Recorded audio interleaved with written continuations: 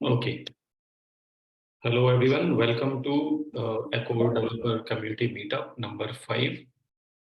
तो हम बहुत ही इम्पोर्टेंट डिस्कशन करने वाले हैं आज। तो स्टार्टिंग विद चाय। तो सबसे पहले तो किन किन लोगों को यहाँ पे चाय पसंद है, रेज योर हैंड। और किन लोगों को कॉफ़ी पसंद है वो उसके बाद में बताएंगे। पहले चाय वाले लोग। हम्म, एक थम्स अप कर सकते हो आप। काफ़ी कम लोग दिखाई दे रहे हैं चाय प्रेफर करने वाले यहाँ पे लोग। ओके। तो लेकिन जनरली अगर देखा जाए इंडिया के अंदर तो अराउंड 64% लोगों को चाय पसंद होती है। That is about 90 crore people. तो 90 करोड़ पीपल जो लोग चाय पीते हैं, ये एक नंबर है हमारे पास में। और एक दूसरा नंबर है जितने लोगों के पास में आधार है, वो है 140 करोड़ लोग। तो इंडिया के अंदर जितने लोग चाय पसंद करते हैं उससे भी ज़्यादा लोगों के पास में आधार कार्ड है। और आजकल आप देखती होगी सब लोगों के पास में, यू कैन कैस कि सब लोगों के पास में ही आधार है। There are only few people who wouldn't have it. तो जब सब लोगों के पास में आधार है, और आधार एक बहुत ही स्ट्रॉन्ग ऑथेंटिकेशन का तरीका है, आइडेंटिटी वेरीफाई करने का तरीका है, तो क्यों ना इसे ऐसी ट्रांजैक्शंस के लिए यूज करा जाए जो कि जो जो इंडियंस हैं, जो लोग जैसे कि एटीएम नहीं जा सकते हैं, क्या वो लोग अपने बैंक अकाउंट से पैसा निकाल सकते हैं आधार यूज करके? या फिर क्या ये लोग किसी को पे कर सकते हैं आधार यूज करके ही? तो ऐसी कुछ चीजें पॉसिबल हो पाती हैं एईपीएस की वजह से, यानी आधार इनेबल्ड पेमेंट सिस्टम। तो आज की इस कम्युनिटी मीटअप में हम इसी के बारे में बात करने वाले हैं कि कैसे आप एक अपना खुद का एटीएम बना सकते हैं जिसमें कि लोग आपके पास में आएंगे और आधार के through just with their fingerprints they will verify their identity. बस उनकी उंगलियों के निशान से आप उनको ऑथेंटिकेट कर पाओगे, और आप उन verify, as soon as they verify आप उनको कैश दे सकते हो। तो एक ऐसा सिस्टम बनाना जिसके थ्रू आप एक अपना खुद का मिनी एटीएम बना रहे हो। तो इन लोगों को एटीएम पे जाने की जरूरत नहीं है। काफी सारे रीजंस हैं इसके कि ये क्यों करना चाहिए। क्योंकि कई बार जैसे कि एटीएम बहुत दूर है, ये एक बेसिक सी चीज है। लेकिन एक इम्पॉर्टेंट चीज इसके अंदर ये भी है कि कई लोगों को इतना पढ़ाई नहीं किया है कि वो जाके एटीएम से पैसे निकाल पाए, उनको ये चीज नहीं समझ में आती है। तो उनके लिए एक असिस्टेड तरीके का जरूरत होता है। असिस्टेड तरीका यानी कि कोई उनको असिस्ट करे, हेल्प करे उनको पैसे निकालने में। अब एटीएम से हेल्प करवाओगे तो वो तो सही नहीं है, लेकिन आधार के थ्रू अब फिंगरप्रिंट से ही आप ये चीज कर सकते हो। तो रिमेंबर कि जो लोग पढ़े लिखे नहीं होते हैं वो लोग अंगूठा लगाते हैं, सिमिलर बस आप अंगूठा लगा के और आप अपना पैसा निकाल सकते हैं। तो आपको कुछ पढ़ाई लिखाई मालूम होना जरूरी नहीं है। तो अब इस ऐसा सिस्टम आप एको की एपीआई यूज करके बना सकते हो। तो बहुत सारे ऑप्शंस आपके पास में खुल जाते हैं कि कैसा सिस्टम आप बनाओगे। हो सकता है कि आप बहुत सारे रिटेलर्स, जो कि शॉपकीपर्स, किराना स्टोर्स हैं, उनकी दुकान पे आप अपना सिस्टम सेटअप कर दोगे जिसके थ्रू लोग इस शॉप पे आएंगे और पैसा निकालेंगे। या फिर हो सकता है कि आप किसी और तरीके का नेटवर्क एस्टेब्लिश करो, लेकिन ये पेमेंट इंस्ट्रूमेंट जो है वो बहुत काम की चीज होगी to enable the kind of transactions that are not possible today. तो इसी सिलसिले में हम आज बात करेंगे। तो बिना मैं इस बात को और आगे बढ़े, मैं माइक हैंड ओवर करूंगा अजय को, जो हमें बताएंगे यूज केसेस के बारे में कि आधार इनेबल्ड पेमेंट सिस्टम एईपीएस के क्या क्या यूज केसेस हैं, क्या क्या चीजें आप कर सकते हो इसको यूज करके। और फिर उसके बाद में एक डेमो दिया जाएगा भाई एको इंजीनियरिंग टीम, कि ये सिस्टम किस तरीके से काम करता है आप लाइव देख पाओगे, और उसकी टेक्निकल इम्प्लीमेंटेशन कैसे होती है वो देख पाओगे, और आप अपने सवाल पूछ पाओगे इसको इम्प्लीमेंट करने से लेके। ओके। तो after this event, end of this event, आप ये चीजें जान जाएंगे कि आप क्या क्या चीजें पॉसिबली कर सकते हैं इस सिस्टम को यूज करके। और कैसे बना सकते हैं, तो आपके पास में सारी नॉलेज होगी कि आप खुद का एटीएम बना पाओ आज के स्टॉक के बाद। तो I invite Ajay, will you please on board and start.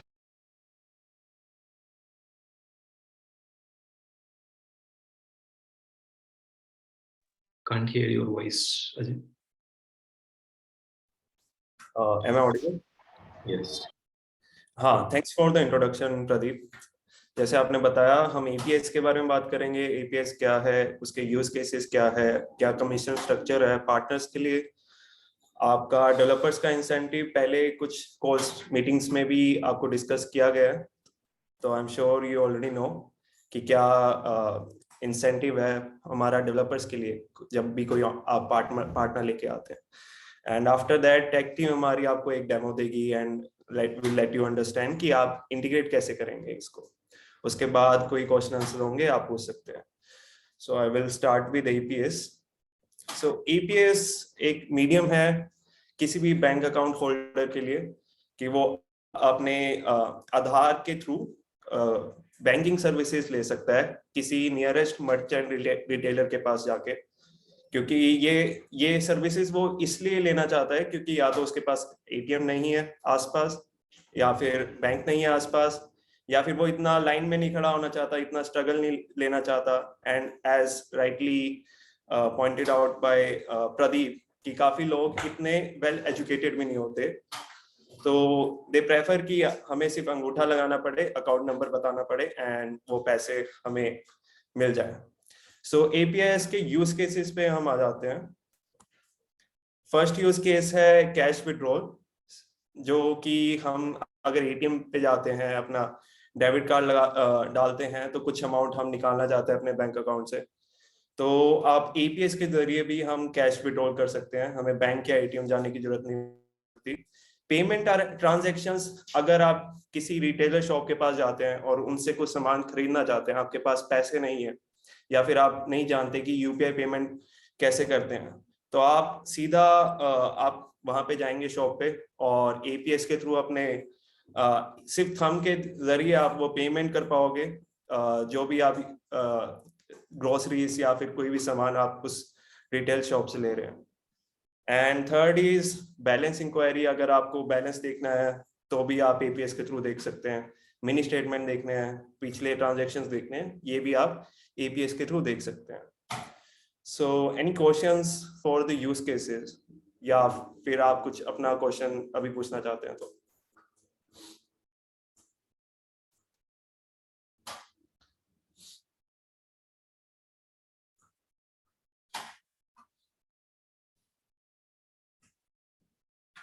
Pradeep, कोई क्वेश्चन है चैट बॉक्स पे?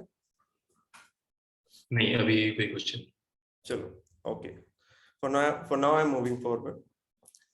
ठीक है, तो एपीएस का डेमो अभी मैं आपको करके एक प्रोडक्ट डेमो दूंगा, जिसमें मैं दिखाऊंगा कि कैसे एक मर्चेंट एपीएस में अपना डिवाइस रजिस्टर करता है, अपने आप को रजिस्टर करता है, and how they can start transacting, कब कैसे वो स्टार्ट करता है ट्रांजैक्शन। अपनी ट्रांजैक्शन से पहले उनकी एक जैसे यहाँ पे दिया हुआ है, एक बायोमेट्रिक डिवाइस रजिस्ट्रेशन होती है, देन उनकी अपनी केवाईसी होती है मर्चेंट की। इन दोनों के बाद ही वो ट्रांजैक्शन करना स्टार्ट कर सकता है। इस डेमो में आपको दिखा देंगे कि डिवाइस रजिस्ट्रेशन कैसे होती है और केवाईसी भी कैसे होती है। हम एपीएस दो वे से देते हैं अभी पार्टनर्स को, एपीआई हो गया and gateway. Basic difference in दोनों में ये है कि इन मर्चेंट ऑनबोर्डिंग, गेटवे में हम ड्यूरिंग डिवाइस रजिस्ट्रेशन और केवाईसी दोनों टाइम हम बायोमेट्रिक वेरिफिकेशन करवाते हैं, और एपीआई के दौरान हम सिर्फ बायोमेट्रिक वेरिफिकेशन करते हैं केवाईसी के। और दूसरी बेसिक डिफरेंस है, आप डेवलपर्स हो, आप जानते हो, तो एपीआई और गेटवे में ये डिफरेंस हो जाता है कि गेटवे में हम जो पार्टनर होता है वो अपना लोगो चेंज नहीं कर पाता है, तो एक मर्चेंट को एको का लोगो दिखेगा, एंड सो जो कस्टमाइजेशन होती है ये सब लोगो की, नेम की, ये एपीआई में आप कर सकते हो, बट गेटवे में नहीं कर सकते। तो ये आपका चॉइस होएगा कि आपने एपीआई लेना है, गेटवे लेना है एपीएस का। मैं अभी डेमो स्टार्ट करता हूँ, जस्ट अ सेकंड। सो ये एक रिकॉर्डेड वीडियो है। इसमें आप देख पाएंगे कि कैसे मर्चेंट, पहली स्क्रीन क्या दिखती है मर्चेंट, एंड कैसे वो अपने आप का डिवाइस रजिस्ट्रेशन करता है एंड देन अपना रजिस्ट्रेशन करता है KYC, एंड उसके बाद फर्स्ट ट्रांजैक्शन भी आप इसमें देख पाओगे। सो आई एम अभी शेयर नहीं हो रहा स्क्रीन अभी। Just a second, thank you. Transaction कैसे करेंगे? पहले आपको जब आप अकाउंट रजिस्टर कर लेंगे तब आपको इस तरह की स्क्रीन दिखाई। मैं रिपीट कर रहा हूँ, तो ये एक जर्नी है, यूजर जर्नी है जो एक मर्चेंट की है। जब वो APS में पहली बार प्रोडक्ट को खोलते हैं, वहां पे कैसे डिवाइस रजिस्ट्रेशन करते हैं, KYC करते हैं, देन अपनी ट्रांजैक्शन कैसे स्टार्ट करते हैं, तो आप इसमें ये देख पाओगे। आपको APS कैश आउट पे क्लिक करना है लेफ्ट मेन्यू से, तो पूछेगा do you want know what is APS। आप यस या नो पे क्लिक करके आगे प्रोसीड कर सकते हैं। नो पे क्लिक करेंगे तो आपको APS की वीडियो दिखाई देगी। अगर आप यस पे क्लिक करेंगे तो आपसे पूछेगा do you have a fingerprint device. अगर आपका फिंगरप्रिंट डिवाइस है तो आप यस करेंगे, नहीं तो आपको यहाँ पे बाय करने का ऑप्शन दिखाई देगा। बाय फ्रॉम एको में आपको यहाँ पे आप एको से खरीद सकते हैं इस डिवाइस को, जो कि आप अपनी डिटेल्स यहाँ पे फिल करके डिलीवरी के लिए प्रोसीड कर सकते हैं। जैसे ही आप इसको प्रोसीड करेंगे तो आपकी जाएगी और आपकी डिवाइस पहुंच जाएगी आपके सेम एड्रेस पे। ठीक है, यहाँ से KYC डिवाइस रजिस्ट्रेशन स्टार्ट होता है, तो आप देख लीजिए। यहाँ पे फर्स्ट स्टेप है फिंगरप्रिंट डिवाइस कौन सी है वो आप चूज करोगे।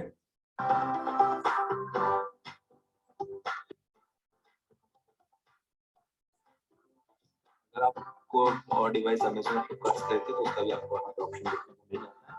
अगर आपको अनेबल APS करना है तो आपको यहाँ से अपना डिवाइस सेलेक्ट करना है, यहाँ पे सीरियल नंबर डाल के प्रोसीड बटन पर जैसे ही आप ठीक है, ये डिवाइस रजिस्ट्रेशन है API के लिए। दबाएंगे वैसे ही आपकी जो APS है वो अनेबल हो जाएगा। अब जैसे आप कंटिन्यू पे क्लिक करेंगे तो आपको अपनी डिवाइस को सेटअप करने का ऑप्शन आ रहा होगा, तो अपनी जो डिवाइस है उसको क्लिक करें डिवाइस और कंटिन्यू करें। अब आप अपनी फिंगरप्रिंट डिवाइस के ड्राइवर इंस्टॉल कर सकते हैं। उसके लिए हमने अपनी YouTube चैनल पे एक वीडियो डेडिकेटेड वीडियो डाला हुआ है, आप उसको जाकर चेकआउट कर सकते हैं। अब KYC ऑप्शन के लिए जैसे ही आपको करने के लिए आएगा तो आपको KYC कैसे करनी है, यहाँ पे अपना आधार नंबर डालना है। जैसे आप प्रोसीड बटन पर क्लिक करेंगे आपको यहाँ पे OTP का ऑप्शन आएगा, तो जो भी नंबर आता है तो आप यहाँ पे OTP डालें, जो भी नंबर पे आपको OTP आएगा। जैसे आप प्रोसीड करेंगे तो आपको यहाँ पर ड्राइवर इंस्टॉलेशन का प्रोसेस आएगा, जो कि मैं आपको ऑलरेडी बता चुका हूँ। Learn how to do APS transaction. APS transaction कैसे करनी है वो बताऊंगा। सबसे पहले आपको सो इस टाइम हम देख रहे हैं कि APS ट्रांजैक्शन कैसे होगा। सो फर्स्ट इज, जो कस्टमर आपके पास आया, मर्चेंट के पास आता है, तो उनका मोबाइल नंबर हम सर्च करते हैं। कस्टमर का ऑप्शन आएगा, यहाँ पे अपने कस्टमर का मोबाइल नंबर आपको डालना है और प्रोसीड बटन पे क्लिक करना है। जैसे आप सो मोबाइल नंबर इसलिए सर्च करते हैं ताकि हम देख सके कि उनके कोई बेनिफिशियरीज ऐडेड हैं, एंड देन हम अमाउंट ऐड करते हैं, देन उनका फिंगरप्रिंट स्कैन लेते हैं। उसके बाद if fingerprint सही है, then they can move forward for the transaction. Withdrawal पे क्लिक करके कौन सा बैंक का वो चूज करके आपको यहाँ पे फिंगरप्रिंट स्कैन करना है। जैसे फिंगरप्रिंट स्कैन हो जाएगा वहाँ पर लिखा आ जाएगा क्वालिटी 62%। जैसे आप यहाँ पे टिक करने का ऑप्शन आर यू श्योर, यहाँ पे सबको जैसे आप टिक पे क्लिक करोगे वैसे ही आपकी 100 रुपीज डिडक्ट हो जाएंगे और आप अपने कस्टमर को 100 रुपीज दे सकते हैं। ऐसे ही अगर आपको मिनी स्टेटमेंट निकालना है तो सेम ऐसे ही मिनी स्टेटमेंट क्लिक करके आपको फिंगरप्रिंट स्कैन करोगे तो आपको मिनी स्टेटमेंट आ जाएगा, जो कि आप कस्टमर को प्रिंट करके दे सकते हो। और सेम ऐसे ही आप अपना रिक्वेस्ट बैलेंस करके बैलेंस जो है वो निकाल के आप अपने कस्टमर्स को दे सकते हैं। Thank you. ठीक है,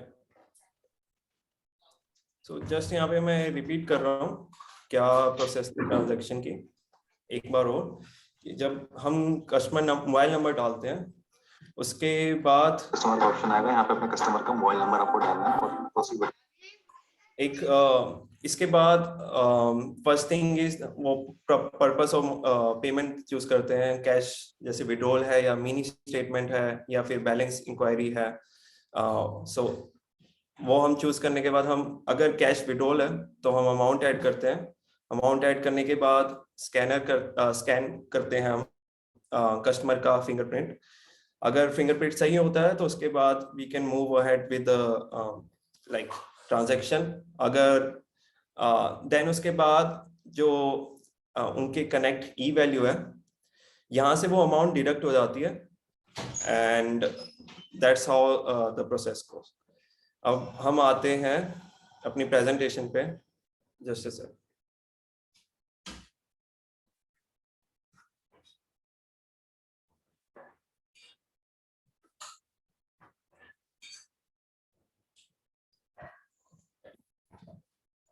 इसमें अजय एक चीज समझ में नहीं आया कि वो आधार नंबर आपने बता दिया और फिंगरप्रिंट वेरीफाई कर लिया, इससे ये कैसे पता चला कि कौन सा बैंक अकाउंट है जिसमें ये ट्रांजैक्शन करना है, जिससे पैसे निकालने हैं?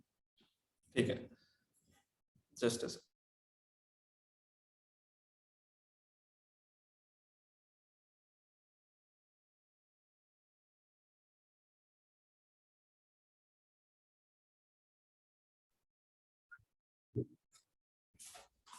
सो जैसे फिंगरप्रिंट स्कैन होता है, उसके बाद आधार के साथ जो भी नंबर लिंक्ड होता है, अकाउंट नंबर लिंक्ड होता है, वो बैंक अकाउंट नंबर उनको वहां पे दिख जाता है, वो वहां पे वो सिलेक्ट कर लेते हैं and then they move ahead with the fingerprint. और ये आधार से बैंक लिंक करने का प्रोसेस क्या होता है? ठीक है, सॉरी, बैंक को आधार से लिंक करने का प्रोसेस क्या होता है? क्या वो भी मर्चेंट करवा सकते हैं, हमारे एंड से कर सकते हैं, या कुछ और तरीका होता है? नो, एक्चुअली ये तो मर्चेंट को, सॉरी, कस्टमर को अपने बैंक पे जाके उनका आधार कार्ड उनके बैंक के साथ लिंक करवाना पड़ेगा। सो ऑलरेडी जो लिंक्ड हो गया आधार बैंक के साथ, वही जिनका लिंक हो चुका होगा आधार कार्ड बैंक के साथ, वही ये ट्रांजैक्शन कर पाएंगे, नहीं तो ये नहीं कर पाएंगे। ठीक, तो इसमें जनरली कितना टाइम लगता है ये आधार लिंक करवाने में, और क्या डॉक्यूमेंट्स का जरूरत पड़ता है? क्या ये ऑनलाइन भी हो सकता है या ऑफलाइन ही होता है? क्योंकि ये प्रोसेस बैंक पे डिपेंड करती है, बैंक टू बैंक डिपेंड करेगी। एंड एक्चुअली यूजली जो कस्टमर आते हैं मर्चेंट के पास, उनका ऑलरेडी आधार कार्ड बैंक के साथ लिंक हो चुका होता है। बहुत कम केसेस होते हैं जिसमें उनका आधार के साथ लिंक नहीं होता। एंड इफ आधार के साथ लिंक नहीं है तो हम उन कस्टमर्स को हेल्प नहीं कर सकते, उनको खुद ही बैंक जाना पड़ेगा, आधार लिंक करवाना पड़ेगा, जो भी बैंक का प्रोसीजर होगा वो फॉलो करना पड़ेगा। ठीक है, तो एक बार कस्टमर को आधार लिंक करवाना जरूरी है ये ट्रांजैक्शन करने के लिए, और वो जो भी रेस्पेक्टिव बैंक है उनका वही ये लोग वही इस प्रोसेस पूरा कर पाएंगे। हाँ, एंड यूजली एज ये हमारी रिस्पॉन्सिबिलिटी नहीं है, मोस्टली जो कस्टमर आता है एपीएस ट्रांजैक्शन करने के लिए, उनको ऑलरेडी यूजली पता होता है कि हाँ मेरा आधार कार्ड बैंक से लिंक है या नहीं। और जब वो करवाने आते हैं, अगर आधार कार्ड इज नॉट अवेलेबल ये एरर आता है, तो उस कस्टमर को पता लग जाता है कि हाँ मेरा बैंक अकाउंट शायद लिंक नहीं है आधार कार्ड के साथ। तो फिर वहां पे रिटेलर उनको बता देते हैं कि आपको ये बैंक अकाउंट आधार कार्ड से लिंक करवाना पड़ेगा ये ट्रांजैक्शन करने के लिए। सो वहां पे भी कस्टमर को पता लग जाता है। गॉट इट, ठीक है, हम आगे बढ़ सकते हैं। ठीक है, तो यहाँ पे क्या होता है कि हर बैंक की अपनी ट्रांजैक्शन लिमिट होती है। तो जस्ट मैं आपको आइडिया दे रहा हूँ, हर bank number of transactions per day, number of transactions per month, maximum transaction amount allowed in a month and the maximum amount per transaction allowed per day। तो ये कुछ लिमिट्स लगा के रखते हैं हर बैंक। एक फिक्स्ड लिमिट है इसमें हर बैंक के लिए कि maximum amount per transaction is 10,000। बाकी तीनों लिमिट्स वेरी करती है bank to bank, but on average number of transactions per day are 5। किसी बैंक की 2 भी हो सकती है, 1 भी हो सकती है, किसी बैंक की 10 भी हो सकती है। Number of transactions per month on average is 10 and maximum transaction amount allowed in a month is 50,000। सो यहाँ पे मैंने लिंक भी दिया हुआ है पीपीटी में, जब आपको शेयर होगा PPT then you can see. So यहाँ पे कमर्शियल्स हैं पार्टनर के लिए, वहां से आपको आइडिया लग जाएगा कि how much we are giving to the partner for each transaction. So 100 रुपए से 3000 के बीच में अगर अमाउंट है, so we are giving 0.40% of commission to the partner. And 3000 से जब 10,000 के बीच में ट्रांजैक्शन वैल्यू है, तो वहां पे हम फिक्स्ड 12.90 अमाउंट देते हैं। और अगर जैसे कोई कस्टमर आता है एंड वो 2 ट्रांजैक्शन करता है 10,000 की, तो आपका क्वेश्चन होगा कि ये 20,000 में मुझे कैसे 12 रुपए मिलेंगे? नहीं, 20,000 पे वहां पे मर्चेंट या पार्टनर को सिर्फ 12 रुपए मिलेंगे नहीं, तो क्योंकि हर ट्रांजैक्शन का मैक्सिमम अमाउंट इज 10K, तो वहां पे आप कैलकुलेट कर सकते हो फॉर 20,000 यहाँ पे आपको अराउंड 26 रुपीज मिल जाएंगे। सो एक ये जनरल डाउट होता है that I wanted to address. ठीक है, सो यहाँ पे प्रोडक्ट कमीशन एंड सब लाइक कवर अप हो चुका है। Now Pradeep, you can take over. if there are any questions you can ask. Okay, so यहाँ पे इसमें से जो काम का है इस AEPS वाला जो रो है वो है जिसमें कि 101 से 3,000 पे 0.4% और 3,000 से 10,000 पे 12.9 rupees. So this is the commission, the incentive that you get for the transaction. ठीक है, और अगर आप API for the transaction, how you want to distribute that incentive among your network, that's up to you.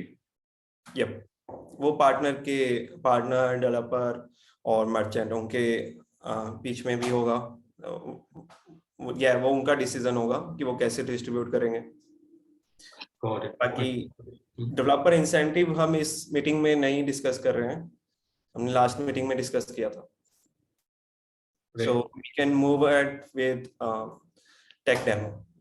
Okay, awesome. Thank you, Ajay, for introducing AEPS. Thank you. Smell stuff. Okay, awesome. तो okay, हमने जान लिया कि AEPS एक overview मिल गया कि कैसे transaction काम करता है और क्या इंसेंटिव्स होते हैं और किस तरीके से मर्चेंट्स को ऑनबोर्ड करा जाता है। तो अब हम टेक्निकल इम्प्लीमेंटेशन वाले पार्ट पे आते हैं, जो कि हमें इंजीनियरिंग टीम से विक्रांत हैं वो हमें इंट्रोड्यूस करवाएंगे कि कैसे आपको अब ये इम्प्लीमेंट कैसे करना है, इस API को इंटीग्रेट कैसे करना है आपको, ताकि आप अपना खुद का सिस्टम ये बना पाओ। Hey Pradeep, and hi everybody. So let me take you to the overall transaction flow first. So I think Ajay ने already discuss कर दिया है the intricacy of everything, but I'll just talk about the APIs. So all the boxes that you are seeing here, ये सारी APIs हैं, and in APIs के मदद से हम APIs के transaction को फिटल कर सकते हैं, फिर transaction कर सकते हैं, right? So first of all, I'll open this reference in the developer portal as well, so that हम लोग parallelly जो हम लोग flow देख रहे हैं उसको हम लोग refer कर सकें यहाँ पे कि exactly हो क्या रहा है, कौन सी API hit करनी है, because यहाँ पे आप देखोगे थोड़ा सा जम्बल्ड है, क्योंकि कुछ APIs हैं, स्पेशली ये शुरू वाली है, ये कॉमन APIs हैं जो ऑल ओवर को बाकी और ट्रांजेक्शन फ्लो के लिए भी काम आती है, एंड जिसको हम लोग यहाँ पे भी यूज़ कर रहे हैं। सो प्रॉब्ली आपके APS वाले सेक्शन में आपको नहीं मिलेंगी वाली, जैसे पहली दो API आपको मैं दिखा रहा हूँ, onboarding user and service activation, आपको यहाँ पे नहीं मिलेगी, बट आपको user activate service onboard user इस वाले सेक्शन में, एजेंट मैनेजमेंट से वाले सेक्शन में आपको मिल जाएगा। अगेन ये कॉमन APIs हैं, अदर ट्रांजेक्शन में भी आप इसे यूज़ करोगे। सो या सो फर्स्ट ऑफ ऑल आप अज्यूम कि आप एक API पार्टनर हैं एंड आपके अंडर में आप कोई मर्चेंट को ऑनबोर्ड करना चाहते हैं। आपका लेट्स से कि आप जैसे आप बोल रहे हो कि एक सो कॉल्ड ATM आप खोलना चाहते हैं अपने एरिया में, एंड मर्चेंट के शॉप को आप कन्वर्ट कर रहे हैं ATM वाले शॉप की तरह, एंड उस केस में मर्चेंट का जो डिटेल है, मर्चेंट की जो ऑनबोर्डिंग है हमारे सिस्टम पे, वो होना ज़रूरी है, उसके डिटेल्स हमारे पास होना ज़रूरी है। एंड उसके लिए सबसे पहले आप ऑनबोर्डिंग यूज़र को ये वाली एपीआई कॉल करोगे। यहाँ पे यूज़र आपका मर्चेंट है, आपका लेट्स से कि दुकान वाला है सो कॉल्ड, एंड उसके सारी डिटेल्स आप यहाँ पर फिल करोगे एंड ये वाली एपीआई कॉल करोगे। एंड इसका मैं पाइथन वाला कोड भी आपको एक बार दिखाऊंगा। First of all let's go through जो पैरामीटर्स हैं वो सारे। Shop name, date of birth, जो एड्रेस है उसका हो, email ID and name, and more importantly PAN card. तो ये पैन कार्ड हर मर्चेंट के लिए ज़रूरी है, हर मर्चेंट के लिए ये पैन कार्ड, पैन नंबर जरूर ये प्रोवाइड करना ज़रूरी है। तो आप यहाँ पे एग्जांपल में देखोगे, कर्ल वाले एग्जांपल में देखोगे, यहाँ पे मैंने पैन कार्ड ये नंबर ऐसे पास किया हुआ है, राइट। तो इसको अगर मैं कर्ल वाले एग्जांपल में भी दिखाऊं तो पैन कार्ड आपने यहाँ पे पास किया हुआ है। एंड इसका अगर मैं आपको पाइथन वाला एग्जांपल अगर दिखाना चाहूँ, ओके अच्छा, मैं ये थोड़ा सा कॉन्टेक्स्ट ऐड कर दूं कि हम अभी क्या कर रहे हैं। तो जब भी हम एपीआई पार्टनर बोल रहे हैं, इसका मतलब कि आप एज ए डेवलपर कुछ सिस्टम बना रहे हो एप्पो की एपीआई यूज करके, जैसे कि ये एईपीएस वाली एक एपीआई है। तो आपकी खुद की एक वेबसाइट या खुद का आप अपना एक मोबाइल एप्लीकेशन या कोई भी सिस्टम ऐसा बना रहे हो जिसके थ्रू आपके पास में कस्टमर आएंगे जिनको ट्रांजैक्शन करना है, पैसा निकालना है या पे करना है किसी को, तब आपको हम लोग एपीआई पार्टनर बोल रहे हैं। आप ये सिस्टम बना रहे हो। और जब हम दूसरी बात करेंगे मर्चेंट की, जब हम बात कर रहे हैं, तो आप मान लो ये सिस्टम जो बनाया आपने वो कई लोगों को बांटना चाहते हो जो ये ट्रांजेक्शन्स कर पाए। तो जैसे कि एक एग्जांपल है, बहुत सारे शॉपकीपर्स को आप सिटी के अंदर जो भी शॉपकीपर है अलग अलग एरिया में, उनको आपने as a merchant on board कर लिया। तो यहाँ तक जब ये चीजें हो गई, एपीआई पार्टनर आप ये हो, यानी कि एपीआई आपने यूज करना चालू कर दिया, ऑथराइज कर दिया एप्पो ने, आपने मर्चेंट्स को ऑनबोर्ड कर लिया है। तो ये उसके बाद का विक्रांत बता रहे हैं कि अब आपको, अब ये हो गया है, तो अब ये जो मर्चेंट है आपका, जो नेटवर्क का जो मेंबर है, जो ऑथराइज है ट्रांजेक्शन करने के लिए, वो कैसे ट्रांजेक्शन करेगा। तो उस टाइम पे इस प्रोसेस के लिए आपको कौन सी एपीआई यूज करनी है और उनका जनरली क्या रेस्पॉन्स आता है, वो सारी चीजें हम लोग डिस्कस कर रहे हैं। ठीक है, ओके। Thank you Pradeep. अगर कुछ गलत बोला तो यू कैन ऐड। श्योर। सो ये हमारी ऑनबोर्ड वाली एपीआई है, जिसको कॉल करके बेसिकली आप अपना एक जो एंड मर्चेंट है उसकी डिटेल्स आप अपलोड करें, एक यूज़र कोड आपको मिल जाएगा। सो एक ये ऑनबोर्ड वाली एपीआई है जिसमें आपको अगेन आपको डिटेल्स फिल आउट करनी है, pan card, emails and everything, जिस फैशन में मैंने आपको कॉल में दिखाया था। एंड इसको अगर मैं आपको कॉल करके दिखाऊं,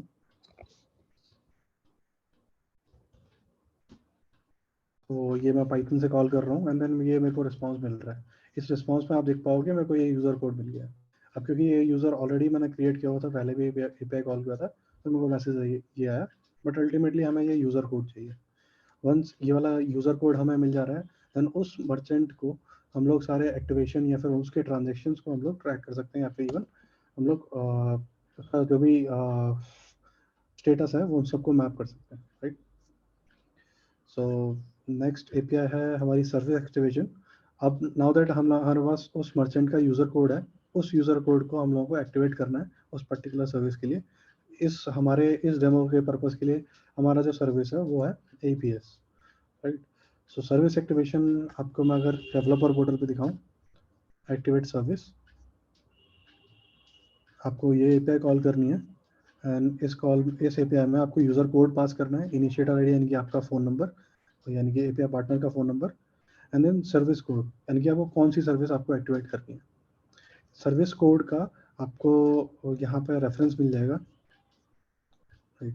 यहाँ पे एक छोटा सा रेफरेंस मिल जाएगा आपको, वैसे गाइड वाले सेक्शन में भी ब्रीफ में रेफरेंस मिलेगा, बट अभी हमारे पर्पज़ के लिए एपीएस को अगर हम लोग ऑनबोर्ड करना चाहते हैं देन हम लोगों को 52 वैल्यू पास करनी है यहाँ पर, राइट। सो ये वाली 52 वैल्यू आप यहाँ पे पास करेंगे एंड इसकी मदद से आपको ये यूज़र कोड के लिए जो भी आपका यूज़र कोड यहाँ पास कर रहे हैं उस बंदे के लिए आपकी एक्टिवेशन हो जाएगी। अगर उस पर्टिकुलर सर्विस कोड के लिए एडिशनल हमें अगर डॉक्यूमेंट की ज़रूरत पड़ती है एक्टिवेशन के लिए जो कि AEPS के लिए रिक्वायर्ड है, देन उस केस में आपको ये मैंडेटरी आपके फील्ड हो जाते हैं, अदरवाइज ये फील्ड्स आपके ऑप्शनल रहते हैं, राइट। सो आप क्योंकि हम लोग 52 वाला कॉल कर रहे हैं, AEPS वाला कॉल कर रहे हैं, देन AEPS एक्टिवेशन के लिए कॉल कर रहे हैं, देन आपको ये सारे जो भी ये फील्ड्स हैं वो आपको फिल करके भेज देंगे। एंड इनमें आप देख पाएंगे इसमें आपको डॉक्यूमेंट्स अपलोड करने हैं, पैन कार्ड का photo and then Aadhaar card का photo front and back separately and then Aadhaar as per proof. ये आपको जेसन बेसिकली एक बना के भेजना है। इसका भी एग्जांपल मैं आपको दिखा दूंगा। कर्ल के थ्रू आप अगर देखेंगे तो ऐसा कुछ है, यहाँ पे आप पैन कार्ड बता रहे हैं एंड ये फाइल आप अटैच करने का एक तरह से कर्ल का तरीका है। एंड जो आप डेटा भेज रहे हैं वो कुछ इस तरीके से भेज रहे हैं।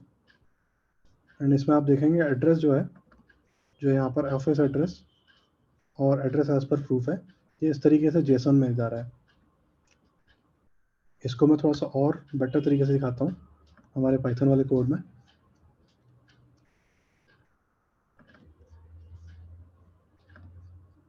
राइट, तो यहाँ पे आप देख रहे हैं ये एड्रेस जो है वो जेसन वाले फॉर्मेट में जा रहा है। सो इसको आप ऐसे या फिर इस तरीके से आप भेज सकते हैं, स्ट्रिंग में बना के भेज सकते हैं।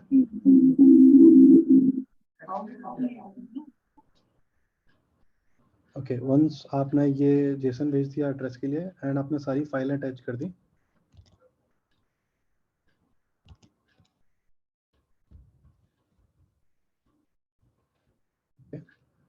देन आप ये कॉल कर सकते हैं।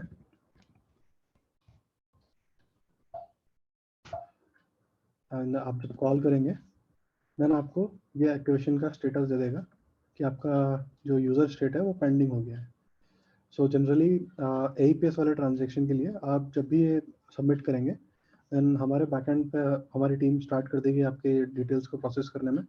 आपके जो फाइल आपने जो अपलोड की है एंड उसके वेरिफिकेशन वगैरह के जो प्रोसेस है वो स्टार्ट कर देंगे।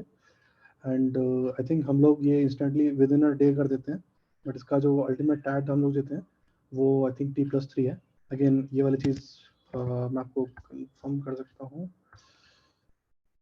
पोर्टल पे देख के। सो ये सारी इन्फॉर्मेशन आपको यहाँ मिल जाएगी, right. 3 to 5 business day, right. So once आप ये डिटेल्स अपलोड कर देंगे देन हमारी टीम इस पर काम करना स्टार्ट कर देगी एंड आपकी ये सर्विस आफ्टर सम टाइम जो भी बिजनेस डेज आपको लग रहे हैं देन उसके बाद एक्टिवेट हो जाती है। एक बार आपके पास ये एक्टिवेशन हो गया देन यहाँ पे आपको जो रिस्पॉन्स यहाँ पर यूजर स्टेट पेंडिंग दिख रहा है, यहाँ पर आपको सक्सेस दिखेगा, ये पेंडिंग आपको सक्सेस दिखेगा एंड ये ऑलरेडी इनिशिएटेड या फिर ऑलरेडी ऑनबोर्डेड ऐसा कुछ दिखेगा, ऑलरेडी एक्टिवेटेड दिखेगा। सो सेम पे आप हिट करके चेक कर सकते हैं कि आपका ये पेंडिंग में है या फिर अभी अपडेट हो चुका है या फिर इवन नया आपको क्रिएट करना है तो सेम पे आप हिट कर सकते हैं। नाउ वंस आपका ये सर्विस एक्टिवेट हो गया है, नाउ आप AEPS विक्रांत, तो ये हम मर्चेंट के बारे में बात कर रहे हैं, ये अभी जो किया है, या फिर पार्टनर? ये हम मर्चेंट की बात कर रहे हैं, ये हर मर्चेंट को करना पड़ता है। Got it. तो जितने मर्चेंट आप करोगे उतनी बार आप उनको ऑनबोर्ड यूजर वाला API कॉल करवाओगे और फिर एक्टिवेट सर्विस वाला ही। Right. So basically let's say कि आपके नेटवर्क में बहुत सारे APS लोग APS कर रहे हैं बट आपके नेटवर्क में एक और बंदा ऐड हो रहा है तो उसको भी ये प्रोसेस वन टाइम करना पड़ेगा। सो वन टाइम प्रोसेस है, ये हर मर्चेंट को एक बार करनी पड़ेगी। Got it. ओके, सो एक बार आपका मर्चेंट हमारे सिस्टम पर ऑनबोर्ड हो चुका है, हम लोगों ने उसकी जो वेरिफिकेशन है वो सब भी कर लिया है, देन आपको APS ट्रांजेक्शन करने अलाउड है उस मर्चेंट के थ्रू। एंड उस APS ट्रांजेक्शन मेनली आपके ये 3 तरीके के ट्रांजेक्शन होते हैं। जनरली आप कैश विड्रॉल के लिए ध्यान देते हैं बट आप प्रॉब्ली बैलेंस इंक्वायरी और मिनी स्टेटमेंट भी करेंगे। ये अगेन जो भी हम लोग अकाउंट जो इन क्वेश्चन है, जिस अकाउंट से हम लोग पैसे निकाल रहे हैं, कैश विड्रॉल कर रहे हैं, या फिर हम लोग उसी अकाउंट के लिए हम लोग बैलेंस इंक्वायरी या फिर मिनी स्टेटमेंट भी निकाल सकते हैं यूजिंग द सेम API। सो यहाँ पे जो बड़ा बॉक्स है ये सिर्फ एक API को रिप्रेजेंट कर रहा है, उसके 3 फ्लेवर हैं, इनको हम लोगों ने मैंने यहाँ पर रिप्रेजेंट किया हुआ है। तो इस एपीआई को अगर मैं पोर्टल पे दिखाऊं, एपीएस वाले सेक्शन में एपीएस एपीआई ट्रांजेक्शन एपीआई, सो इस एपीआई की हम लोग बात कर रहे हैं। कोई भी आपको एपीएस का ट्रांजेक्शन करना है देन आपको ये एपीआई कॉल करनी है। इस एपीआई में मैं पहले सारे पैरामीटर्स बात कर लेता हूँ, देन हम लोग वापस रख के ये जो कंटेंट मैं स्किप कर रहा हूँ इसके बारे में वापस बात करेंगे। सो पैरामीटर आपको जो भेजने हैं, सबसे पहला तो सर्विस टाइप, ये पैरामीटर डिसाइड करता है किस तरह का ट्रांजेक्शन हो रहा है। अगर आपको कैश विड्रॉल करना है उस बैंक अकाउंट या फिर उस अकाउंट जो इन क्वेश्चन है उसके लिए, देन ये आपको सर्विस टाइप इक्वल टू 2 पास करना है। अगर आपको उस बैंक अकाउंट के लिए बैंक बैलेंस इंक्वायरी करना है देन आपको ये सर्विस टाइप 3 पास करना है sir, and then mini statement जो आपके लास्ट 10 ट्रांजेक्शन है उसको निकालने के लिए आपको सर्विस टाइप 4 पास करना है। एंड एक बात नोट करने वाली है यहाँ पे, आप जब कैश विड्रॉल कर रहे हैं देन आप अमाउंट पास करेंगे। ओके अमाउंट, हाँ अमाउंट पास करेंगे। अदरवाइज आप अगर बाकी के 2 ट्रांजेक्शन कर रहे हैं देन आपको अमाउंट को 0 करके पास करना है। अमाउंट आप मिस नहीं कर सकते, ये रिक्वायर्ड पैरामीटर है। एंड क्योंकि बैलेंस इंक्वायरी है, मिनी स्टेटमेंट में अमाउंट की रिक्वायरमेंट नहीं होती है देन आप स्टिल आपको ये 0 पास करना होगा। इसका एक लॉजिक इंक्रिप्शन या फिर सिक्योरिटी पर्पस के लिए भी है, ये मैं आगे चल के बात करूँगा। अगेन इनिशिएटर आईडी में आपको अपना पार्टनर का मोबाइल नंबर पास करना है, यूज़र कोड यानी कि मर्चेंट का जो यूज़र कोड जो हम लोगों ने अभी पुरानी एपीआई से बनाया था, कस्टमर आईडी, ये एंड कस्टमर का वॉक इन कस्टमर का फ़ोन नंबर है, लेट्स से जिस बंदे का अकाउंट नंबर आप बेसिकली ट्रांजेक्ट कर रहे हैं। बैंक कोड, ये आपको बताया, ये बेसिकली बताता है कि बंदे का जो टारगेट वाला जो बंदा है, जो आपका एंड कस्टमर है, उसका बैंक किस बैंक में है, बेसिकली अकाउंट किस बैंक में है, सॉरी। सो ये आपके पास लिस्ट है, बैंक लिस्ट, ये राइट। ओके, सो एपीआई ट्रांजेक्शन आपको टॉप पे ही एक बैंक लिस्ट दिख जाएगी। आप इसे अगर खोलेंगे तो आपको सारे यहाँ पर पॉसिबल बैंक्स हमारे जो इंडिया में है वो सारे दिख जाएंगे। इस बैंक के लिस्ट के आधार पे आपको बैंक आईडी पास करनी होती है जनरली, या फिर आपको शॉर्ट कोड पास करना होता है डिपेंडिंग ऑन कौन सी आप एपीआई कॉल कर रहे हैं। सो हर बैंक अकाउंट के बैंक के सामने आपको बैंक शॉर्ट कोड मिल जाएगा या फिर बैंक आईडी का, और जिसको हम लोग फ्यूचर में एपीआई कॉल करने के यूज़ करेंगे। इन बैंक्स में आईएमपीएस वाले मेथड से पैसा ट्रांसफर करना अलाउड है या एनईएफटी से अलाउड है, ये सेटल करने के टाइम पे पिक्चर में आएगा, अभी नहीं आएगा। सो लेट्स, मैं बाद में ही बात करते हैं इसमें, पहले हम लोग आगे बढ़ जाते हैं। ओके, सो बैंक कोड आपने चूज़ कर लिया। बैंक कोड यहाँ का आपका शॉर्ट कोड था बाय द वे, ये आपने चूज़ कर लिया कि आपका बैंक इसमें इस वाले पर्टिकुलर आपका अकाउंट उस बैंक में है। देन अमाउंट आपने फिल कर दिया, एंड देन आपका क्लाइंट रेफ आईडी, क्लाइंट रेफरेंस आईडी, ये आप अपने एंड पे एक रैंडम नंबर जनरेट करते हैं, ट्रांजेक्शन आईडी जनरेट करते हैं अपने एंड पे, एंड हम लोगों को पास करते हैं, सो दैट कल को आपको अगर किसी ट्रांजेक्शन का इंक्वायरी करना हो और आपको स्टेटस जानना हो, देन आपके पास एक रेफरेंस नंबर होगा कि इस नंबर से आपने ट्रांजेक्शन किया था एंड इस नंबर का आपको ट्रांजेक्शन का स्टेटस जानना है, रिफंड करना है या फिर कोई और डिटेल है तो वो। तो क्लाइंट रेफ आईडी ये लोग आप जनरेट करोगे, एपीआई पार्टनर जनरेट करेगा डिपेंडिंग ऑन कि उसका जो टीआईडी का सेट, जो उसका रैंडम फंक्शन जनरेटर कैसा है, बट ये हर ट्रांजेक्शन के लिए यूनिक होना चाहिए। ये विक्रांत, एक क्वेश्चन, कहीं पे डॉक्यूमेंटेशन में मैं पढ़ रहा था कि क्लाइंट रेफ आईडी को अपने आप से भी सेट करता है, तो क्या ये मैंडेटरी है हमें ये क्लाइंट को सेट करना, या फिर को अपने आप से भी कर सकता है अगर नहीं प्रोवाइड किया? हम लोग अपने साइड पे ट्रांजेक्शन आईडी अपने आप जनरेट करते हैं, एक टीआईडी हम लोग पास करते हैं। आपको मैं अगर रिस्पॉन्स में दिखाऊं तो हम लोग अपने एंड पे टीआईडी जनरेट करते हैं, ये हम एको का ट्रांजेक्शन आईडी है। सो हम लोग ये ऑलरेडी आपके रिस्पॉन्स में, सक्सेसफुल रिस्पॉन्स में आपको देते हैं। और लेट्स से कि कोई एक सिनेरियो ऐसा ले लेते हैं हम लोग जिसमें नेटवर्क का इशू हो गया एंड आपने हम लोगों को रिक्वेस्ट भेजी, लेट्स से कि पार्टनर ने एको को रिक्वेस्ट भेजी एंड वो रिक्वेस्ट हम तक रिसीव हो गई, बट रिक्वेस्ट को रिप्लाई करने से पहले ही कनेक्शन कट हो गया। उस केस में पार्टनर ने रिक्वेस्ट हमें भेजी होगी, हम लोगों ने टीआईडी बनाया होगा, बट पार्टनर के पास ये टीआईडी नहीं होगा जिससे वो रिकॉन कर सके, राइट। सो उस केस में उसके पास कोई रेफरेंस का नंबर नहीं होगा, ऑल्दो उसके हम लोग टीआईडी जनरेट कर रहे हैं जो नंबर हम लोग भी जनरेट करके पास ऑन कर रहे हैं, बट स्टिल पार्टनर के पास भी एक रेफरेंस का नंबर होना चाहिए जो कि हम लोग अपने टेबल में भी सेव करते हैं। अंडरस्टूड। ठीक है, तो ये करना ही चाहिए। हाँ, ये एक सेफ्टी मैकेनिज्म है, ये करना ही चाहिए एंड ये इवन रिक्वायर्ड भी है। एंड जो आपका क्वेश्चन था कि ये हम लोग जनरेट करते हैं, हम लोग भी जनरेट करते हैं, but depending on different transactions, क्योंकि ये बहुत क्रिटिकल ट्रांजेक्शन है, तो इसमें हम लोगों ने ये रिक्वायर्ड ही किया हुआ है कि आपको भेजना ही है। इसके विदाउट आपका ट्रांजेक्शन प्रोसेस ही नहीं करेंगे, अंडरस्टूड। सो दैट हमारा जो रिकन्सिलेशन वाला मैनेजमेंट है वो भी इसके थ्रू स्मूथ रहता है, कि आपके सिस्टम में जो लॉग एंट्रीज हैं, हमारे सिस्टम में जो ट्रांजेक्शन की एंट्रीज वो इक्वली मैप्ड है कि नहीं। ओके, सो दिस पाइप अभी के लिए डिफ़ॉल्ट आप वैल्यू 0 ही पास करेंगे, ये फ्यूचर पर्पस के लिए है। कल को हम लोग डिफरेंट चैनल लेके आते हैं, देन उस केस में आप इसको यूज़ कर सकते हैं, बट अभी के लिए सिर्फ एक ही पाइप अनेबल्ड है विच इज़ 0, जो कि आपका डिफ़ॉल्ट है, तो आप 0 ही पास करेंगे।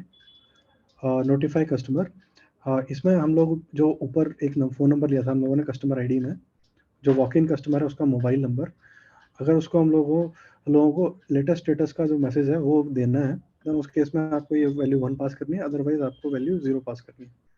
सो बेसिकली आप अगर इसमें 1 कर देते, notify customer equal to 1 set करते हैं, देन उस कस्टमर को एक एको की तरफ से भी मैसेज जाएगा जब वो ट्रांजेक्शन में कोई अपडेट होगा। लेट्स से कि आपका ट्रांजेक्शन सक्सेसफुल हो गया, देन उस केस में इस मोबाइल नंबर पर एक मैसेज जाएगा कि आपका इतने अमाउंट का ट्रांजेक्शन सेटल हो गया है, या फिर इतने अमाउंट का ट्रांजेक्शन हो गया है, APS के थ्रू निकाले गए पैसे, समथिंग लाइक दैट। देन ये एंड कस्टमर का आधार नंबर जो आप स्ट्रिंग में पास करेंगे, बट इसकी एनक्रिप्टेड वैल्यू पास करेंगे। आप इसे एनक्रिप्ट कैसे करेंगे, इसका लॉजिक ऑलरेडी ऊपर दिया हुआ है, इवन कोड भी दिया हुआ है, और ये API के ऑथेंटिकेशन का कॉमन लॉजिक है बाय द वे, जो अगेन हम लोग वापस से देखेंगे। हाँ, सो यहाँ पर ये लॉजिक दिया हुआ है, आपका आधार वाला पार्ट है, आधार वाला जो नंबर है वो आपको एनक्रिप्ट कैसे करना है। तो आधार में आप ये सॉल्ट की जगह पे आप आधार डालेंगे, एक फंक्शन बनाया हुआ है, देन इस फंक्शन को आप एज इट इज़ भी यूज़ कर सकते हैं। बाय द वे आप ये RSA यूज़ कर रहे हैं,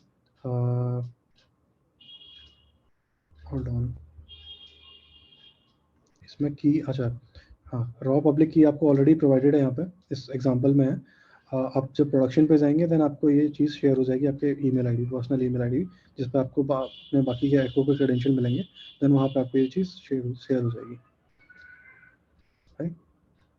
देन इस लॉजिक के थ्रू आप अपना जो आधार नंबर है वो एनक्रिप्ट कर सकते हैं। अभी यहाँ पे 3 एग्जाम्पल हम लोगों ने डाल रखे हैं, प्रॉब्ली हम लोग फ्यूचर में पाइथन भी ऐड कर देंगे, एंड कोई और स्पेशल रिक्वेस्ट होगी देन प्रॉब्ली हम लोग उसको भी ट्राई करेंगे ऐड करने का।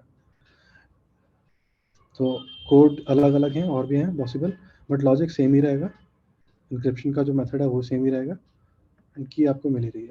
जो स्टेजिंग वाली जो आपको टेस्टिंग के लिए API मिलेगी, उसमें आप ये वाला यूज़ कर सकते हैं। देन अगर आपको प्रोडक्शन में यूज़ करना है, प्रोडक्शन में जो आप यूज़ करेंगे उसका जो की है आपको मेल पे मिल ही रहा है। ओके, गोइंग बैक, सो ये आपका आधार हुआ। देन आपको PID डेटा शेयर करना है, ये आपका फिंगरप्रिंट डेटा है।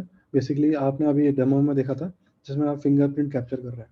देन फिंगरप्रिंट कैप्चर करना ये टोटली पार्टनर पर डिपेंडेंट है कि वो कैसे कैप्चर कर रहा है, किस तरह का UI यूज़ कर रहा है। वंस वो कैप्चर कर ले रहा है, देन उसके बाद उनको कैसे शेयर करना है अपना PID का डेटा, वो आपको यहाँ पे मैं दिखा देता हूँ। एक एग्जांपल के तौर पे एक PID का डेटा है जो आप स्ट्रिंग वाले फॉर्मेट में, एक जो XML आपकी जो कैप्चर होती है PID के टाइम पे, वो आप एज इट इज आप शेयर कर सकते हैं। तो अगर मैं PID का भी एग्जांपल दिखाऊं, अच्छा PID का डेटा कैसे कैप्चर करना है इवन UI के थ्रू, उसका एग्जांपल भी हम लोगों ने आपको यहाँ पे दे रखा है। तो ये आप देखेंगे ये फिंगरप्रिंट फिंगरप्रिंट कैप्चर करने का एक सैम्पल कोड है जावास्क्रिप्ट में jQuery के थ्रू। सो आप इसको यूज़ करके अपने डिवाइस को, ये बेसिकली एक तरह का कोड है इसका, इसमें आप वैल्यूज़ फिल करते हो, एंड वैल्यू फिल करने के बाद आप अपने जो कनेक्टेड डिवाइस है उसको आप ट्रिगर करते हो, एंड आपका डिवाइस आपके लिए एक फिंगरप्रिंट का जो वैल्यू है वो गैदर करके आपको वापस से रिप्लाई कर देता है, एंड सेम वैल्यूज़ को आप हमारे एंड पे फॉरवर्ड कर दोगे। तो एक सैम्पल PID डेटा है ये, इस तरह का कुछ डेटा दिखेगा ये। बेसिकली एक PID टैग के अंदर सारा डेटा फिल होगा एंड इसमें इतने सारे जो छोटे छोटे टैग्स हैं वो भी होंगे। और ये काफ़ी स्टैंडर्ड है और हर तरह के जो फिंगरप्रिंट डिवाइस हैं वो ये एक स्टैंडर्ड फॉलो करते हैं जो RBI और NPCI फॉलो करवाता है। एंड इसमें ये आपको ये डेटा ऐसे मिल जाएगा, ये सेम डेटा आपको हमें शेयर कर देना है PID डेटा के अंदर। एक मिनट तो विक्रांत, एक तो चीज यहाँ पे समझ में नहीं आया कि ये डेटा आया कहाँ से। ब्राउजर का कोड दिखाया, तो ब्राउजर के पास में कहाँ से आया ये डेटा? सो ब्राउज़र एक तरह से समझिए, ब्राउज़र आपका लैपटॉप है, राइट? लैपटॉप में आपने फिंगरप्रिंट डिवाइस कनेक्ट किया हुआ है एंड जब भी आपका ये ब्राउज़र ये पेज खुलेगा, ब्राउज़र आपका ये वाला पेज खुलेगा, देन ब्राउज़र आपके लैपटॉप के थ्रू फिंगरप्रिंट डिवाइस को ट्रिगर करेगा। यहाँ पे एक कॉल जा रहा है, आप देख सकते हैं एजेक्स कॉल है। तो ये कैप्चर वाली कमांड कॉल कर रहा है अपने आपके फिंगरप्रिंट में। अच्छा, फिंगरप्रिंट इंस्टॉल करने के लिए आपको आरडी सर्विस वगैरह के थ्रू वो सब करना पड़ेगा। एंड वंस आपका फिंगरप्रिंट इंस्टॉल्ड है आपके सिस्टम में, देन आपका ब्राउज़र रीच कर सकता है आपके फिंगरप्रिंट को डिवाइस को। वंस वो और आपका फिंगरप्रिंट डिवाइस रीचेबल हो गया, उस केस में आपका फिंगरप्रिंट डिवाइस को बस ट्रिगर करना है। एक तरह से आप अज्यूम कर सकते हैं कि फिंगरप्रिंट डिवाइस एक तरह से कैमरा है एंड इस यहाँ पे आप जैसे ही ट्रिगर करेंगे देन वो एक फ़ोटो क्लिक करेगा आपके थंब की एंड देन वो सारा डेटा गैदर करके उसको फॉर्मेट में लाके यहाँ पर शेयर कर देगा। सो ब्राउज़र में आपका जो कोड चल रहा है ये आपके लैपटॉप को एक्सेस करेगा। लैपटॉप का जो सिस्टम के जो RD सर्विसेज होते हैं फिंगरप्रिंट डिवाइस के, वो आपके फिंगरप्रिंट डिवाइस को कंट्रोल करते हैं, फिर वहाँ से वो कैप्चर करके डेटा लाते हैं, राइट? आई होप बहुत टेक्निकल नहीं हुआ। I was trying to simplify everything. Okay, so कुछ तो ये फीचर है ब्राउजर के अंदर जिसमें कि आप ट्रिगर करते हो तो वो फिंगरप्रिंट का जो भी डिवाइस कनेक्टेड है वहां से जो भी रेस्पॉन्स आता है उसको आपको दिखा देता है। और वो आई थिंक अपने इवेंट के कैप्चर नाम से इसमें मेंशन किया हुआ है, तो वो देखिए बन करता है। Right, right. सो ये चीज़ काम करेगी जब आपका फिंगरप्रिंट डिवाइस आपके सिस्टम पे अच्छे से इंस्टॉल हो रखा है। इंस्टॉल आप जैसे नॉर्मल अपना यूएसबी कनेक्ट करते हैं, यूएसबी थ्रू फ़ोन को कनेक्ट करते हैं, आप वैसे ही फिंगरप्रिंट डिवाइस को अपने लैपटॉप या सिस्टम में कनेक्ट करेंगे एंड उसका जो उस पर्टिकुलर फिंगरप्रिंट डिवाइस का एक RD सर्विस होगा जो आप गूगल पर सर्च करके भी डाउनलोड कर सकते हैं। लेट्स से आपको मंत्रा का एक काइंड ऑफ डिवाइस का एक कंपनी है, आप मंत्रा RD सर्विस ऐसा कुछ सर्च करेंगे फिर आपको डाउनलोड वाले ये इसके ड्राइवर्स मिल जाएंगे। सो एक तरह से ये आपको याद होगा, हम लोग बहुत पहले ड्राइवर्स वगैरह इंस्टॉल करते थे हर चीज़ के, तो उस तरह की चीज़ है। आप ड्राइवर इंस्टॉल करेंगे, ये सिंपल एक exe वाली फाइल होगी, आप उसको रन करेंगे एंड इंस्टॉल हो जाएगा।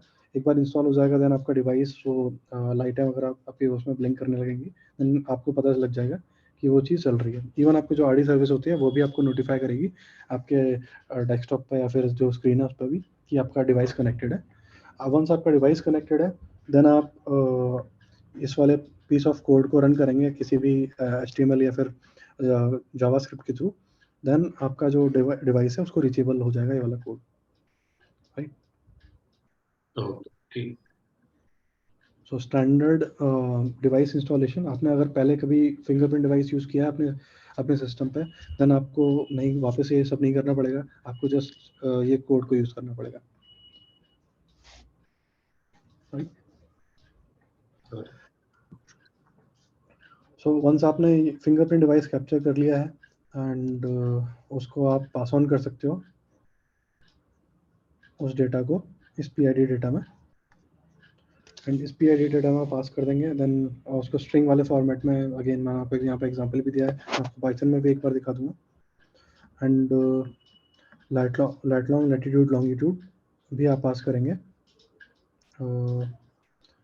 एंड सोर्स IP, ये आपका IP एड्रेस है। ये अगेन दो चीज़ें आप पास कर रहे हैं, ये आपके मर्चेंट की डिटेल्स पास कर रहे हैं, ये फ्रॉड वगैरह वाले केसेस को प्रिवेंट करने के लिए, सो दैट हम लोग ये डेटा रख सकें या फिर इवन पास कर सकें RBI या NPCI के साथ कि ये पर्टिकुलर ट्रांजेक्शन इस लेट लॉन्ग और इस सोर्स IP के साथ हुआ है।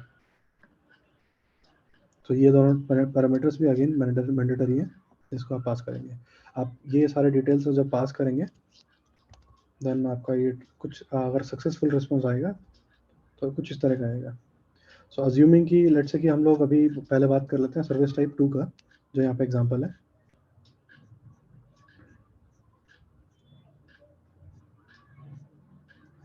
ओके, हाँ, service 2 which is cash withdrawal. तो बेसिकली आप इस जो भी हमारा जो जिसका भी हम लोगों ने फिंगरप्रिंट डिवाइस कैप्चर किया है, फिंगरप्रिंट डेटा कैप्चर किया है, उस डेटा से, उस आधार से लिंक उस आधार से लिंक जो बैंक अकाउंट है उससे आप कैश विड्रॉल कर रहे हैं। सो जो अमाउंट आपका कैश विड्रॉल हो जाएगा एंड आपको कुछ ऐसा रिस्पॉन्स मिलेगा। सो ये सर्विस टाइप 2 का ही रिस्पॉन्स है, सिंपल रिस्पॉन्स है। देन आपका जो रिस्पॉन्स है वो 3 टाइप का हो सकता है। या तो आपको सक्सेस देगा इंस्टेंटली, यानी कि तुरंत आपके पैसे कट जाएंगे, तुरंत आपको ई वैल्यू में वो पैसे रिफ्लेक्ट होना स्टार्ट हो जाएंगे। अच्छा, जब भी आप किसी लेट्स से कि एक मर्चेंट है, वो एक वॉकिंग कस्टमर का जब पैसे काट रहा है, उसके अकाउंट से पैसे काट रहा है, देन जैसे ही आपका ट्रांजैक्शन सक्सेसफुल होता है, उस मर्चेंट को हम लोग ई वैल्यू में वो अमाउंट रिफ्लेक्ट करा देते हैं, सो दैट उस अमाउंट को देखते हुए मर्चेंट अपने एंड से वो कैश सबमिट कर सके जो एंड कस्टमर को, राइट। ये थोड़ा सा विक्रम, ई वैल्यू क्या है, इसके बारे में ब्रीफली डिस्कस कर सकते हैं? ई वैल्यू एक तरह का आपके पास अच्छा, पार्टनर वाले केस में हम लोग बेसिकली अभी हम लोग, आप थोड़ा फ्लो, पैसे का फ्लो समझिए। हम लोग क्या कर रहे हैं, एंड कस्टमर जैसे कोई वॉकिंग कर रहा है, हम लोग उसके बैंक अकाउंट से पैसे काट ले रहे हैं, ठीक है। वो पैसे हम लोग काट ले रहे हैं एंड वो पैसे हम लोग बैंक से कंफर्म कर ले रहे हैं कि आपके पैसे उस अकाउंट से कट गए हैं। बैंक हमें कंफर्मेशन दे देता है कि आपके जो एंड कस्टमर के बैंक अकाउंट से पैसे कट चुके हैं। देन वो जो कंफर्मेशन आता है उसके बेसिस पे उतना सेम जो ई वैल्यू या फिर इतने सेम पैसे हम लोग आपके एपीआई पार्टनर को भी बोलते हैं कि इतने पैसे आपके कट चुके हैं। सो उसको इंटीमेट करने का एक तरीका है कि इतने पैसे आपके आपने एपीएस के थ्रू ट्रांजैक्ट किए थे, सो वो चीज़ हम लोग आपको रिटर्न कर रहे हैं। सो एक बेसिकली एक रिकॉर्ड बना के रखते हैं कि रिकॉर्ड हम लोग बना के चल रहे हैं कि इतने पैसे लेट्स से कि आपने दिन भर में 10 ट्रांजेक्शन किए 1000 रुपए के, राइट। आपको एंड ऑफ द डे आपको ई वैल्यू में वो 10,000 रुपए दिखेंगे, ये एक एपीआई पार्टनर के लिए दिखेंगे, राइट। सो एपीआई पार्टनर को पता रहेगा, यानी कि हमारे जो डेवलपर्स उनको पता रहेगा कि ये 10,000 रुपए हैं, इसका इतने अमाउंट का हमारा हम लोगों ने एपीएस ट्रांजेक्शन ओवरऑल कर लिया है एंड इतने ई वैल्यू, इतने अमाउंट को हम लोग एको से हम लोग ले सकते हैं, विड्रॉ कर सकते हैं एक तरह से, राइट। क्योंकि आपके नेटवर्क से आपने कैश आउट किया हुआ है, तो आप ऑलरेडी 10,000 के काइंड ऑफ लॉस में है, राइट। वो अमाउंट आपको कहीं ना कहीं से रिकवर करना है, तो वो अमाउंट हमारे पास है, एको के पास है। उस चीज़ को सिग्निफाई करने के लिए हम लोग आपको ई वैल्यू दिखा देते हैं इंस्टेंटली, सो दैट आपको इंस्टेंटली दिख जाए कि उतना ई वैल्यू का ट्रांजेक्शन हम लोगों ने एक्नॉलेज किया है कि ट्रांजेक्शन हो चुका है, अपार्ट फ्रॉम जो आपको ट्रांजेक्शन का स्टेटस दिख रहा है वो सारी चीज़ें उसके अलावा। सॉरी। ओके, एंड इसके बारे में थोड़ा सा और बात करेंगे हम लोग जब सेटलमेंट की बात करेंगे। पहले हम लोग इसको ट्रांजेक्शन की बात कर लेते हैं। सो आपका जो ट्रांजेक्शन होगा, तो आपके पॉसिबल 3 स्टेट हो सकते हैं, या तो सक्सेस या फिर फेल या फिर पेंडिंग। तो अगर आपका सक्सेस हो चुका है, देन आपको यहाँ पर सक्सेसफुल रिस्पॉन्स आ जाएगा एंड यहाँ पे amount and every reference number, ये सारी चीज़ें आपको मिल जाएंगी और आपको ई वैल्यू में वो अमाउंट रिफ्लेक्ट हो जाएगा। अगर आपको फेल होगा, देन उस केस में okay, I don't have a, यहाँ पे हम लोगों के पास एक फेल का रिस्पॉन्स नहीं है, पहले हुआ करता था, मैं ये ठीक करवा दूंगा, बट यहाँ पे एक फेल का रिस्पॉन्स आ जाएगा आपको। एंड आपको मैं अगर स्टेटस दिखाऊं, और 3 तरह के स्टेटस हैं जो है, ओके, हाँ जी, ये है स्टेटस आपके एपीएस ट्रांजेक्शन के 3 तरह के स्टेटस जो आप बात कर रहा था, वो 3 तरह के हो सकते हैं। एक्चुअली चौथा टाइप भी है जो कि नोन है, बट इस पर हम लोग बात करते हैं। जो 3 टिपिकल टाइप के स्टेटस होते हैं, 0 यानी कि आपका ट्रांजेक्शन सक्सेसफुल हो चुका है, यानी कि इस केस में सिर्फ इसी केस में आप जो अपना एंड कस्टमर है उसको पैसा आप हैंड ओवर करेंगे। आप अपने मर्चेंट को बोलेंगे कि आप जो भी कैश है, आप सिर्फ इसी केस में आप उसको बोलेंगे कि आप पैसा हैंड ओवर कर दो जो कैश है उसमें, राइट। फेल्ड है तो ऑब्वियसली आपको ये नहीं करना है, ये ट्रांजेक्शन फेल होगा। आप या तो रिट्राई कर सकते हैं, जो भी आपको मैसेज में कमेंट मिल रहा है उस चीज़ को आप करेक्ट करके आप वापस से रिट्राई कर सकते हैं ताकि आपको सक्सेसफुल ट्रांजेक्शन मिल सके। बट ये फेल ट्रांजेक्शन में ये चीज़ हम लोग क्लियरली मेंशन कर देते हैं कि ये वाला ट्रांजेक्शन फेल हो गया है, इसमें इस केस में आपको आपके अकाउंट से पैसा भी नहीं कटेगा, जो वॉक इन कस्टमर उसके अकाउंट से पैसा भी नहीं कट रहा है, एंड उसको हम लोग हैंड ओवर भी नहीं देना है कैश का। देन ये था पेंडिंग वाला ट्रांजेक्शन जो आपको मैं वहाँ दिखा भी रहा था, पेंडिंग ट्रांजेक्शन पेंडिंग, तो ट्रांजेक्शन स्टेटस का पेंडिंग 2 आ रखा है, विच मीन्स इसके लिए आपको ये ट्रांजेक्शन की इंक्वायरी करनी है। ये ट्रांजेक्शन पेंडिंग का आपको मैं थोड़ा सा इंसाइट दे देता हूँ। हम लोग क्या करते हैं, हम लोग आपके ट्रांजेक्शन का जो डिटेल्स है वो हम लोग ले लेते हैं, एंड सेम डिटेल्स को हम लोग पास ऑन करते हैं बैंक की तरफ। अब अगर हमें बैंक से डायरेक्ट और या फिर इंस्टेंट सक्सेस वाला रिस्पॉन्स नहीं आता है, एंड उस केस में आपको आपका जो अकाउंट है वो हम लोग पेंडिंग में कर देते हैं। एंड जब हम लोग वेट करते रहते हैं बैंक का, बैंक हमें जैसे ही हमें बैंक हमें ट्रांजेक्शन का स्टेटस क्लियर करता है, देन हम लोग आपका स्टेटस भी अपडेट कर देते हैं, राइट।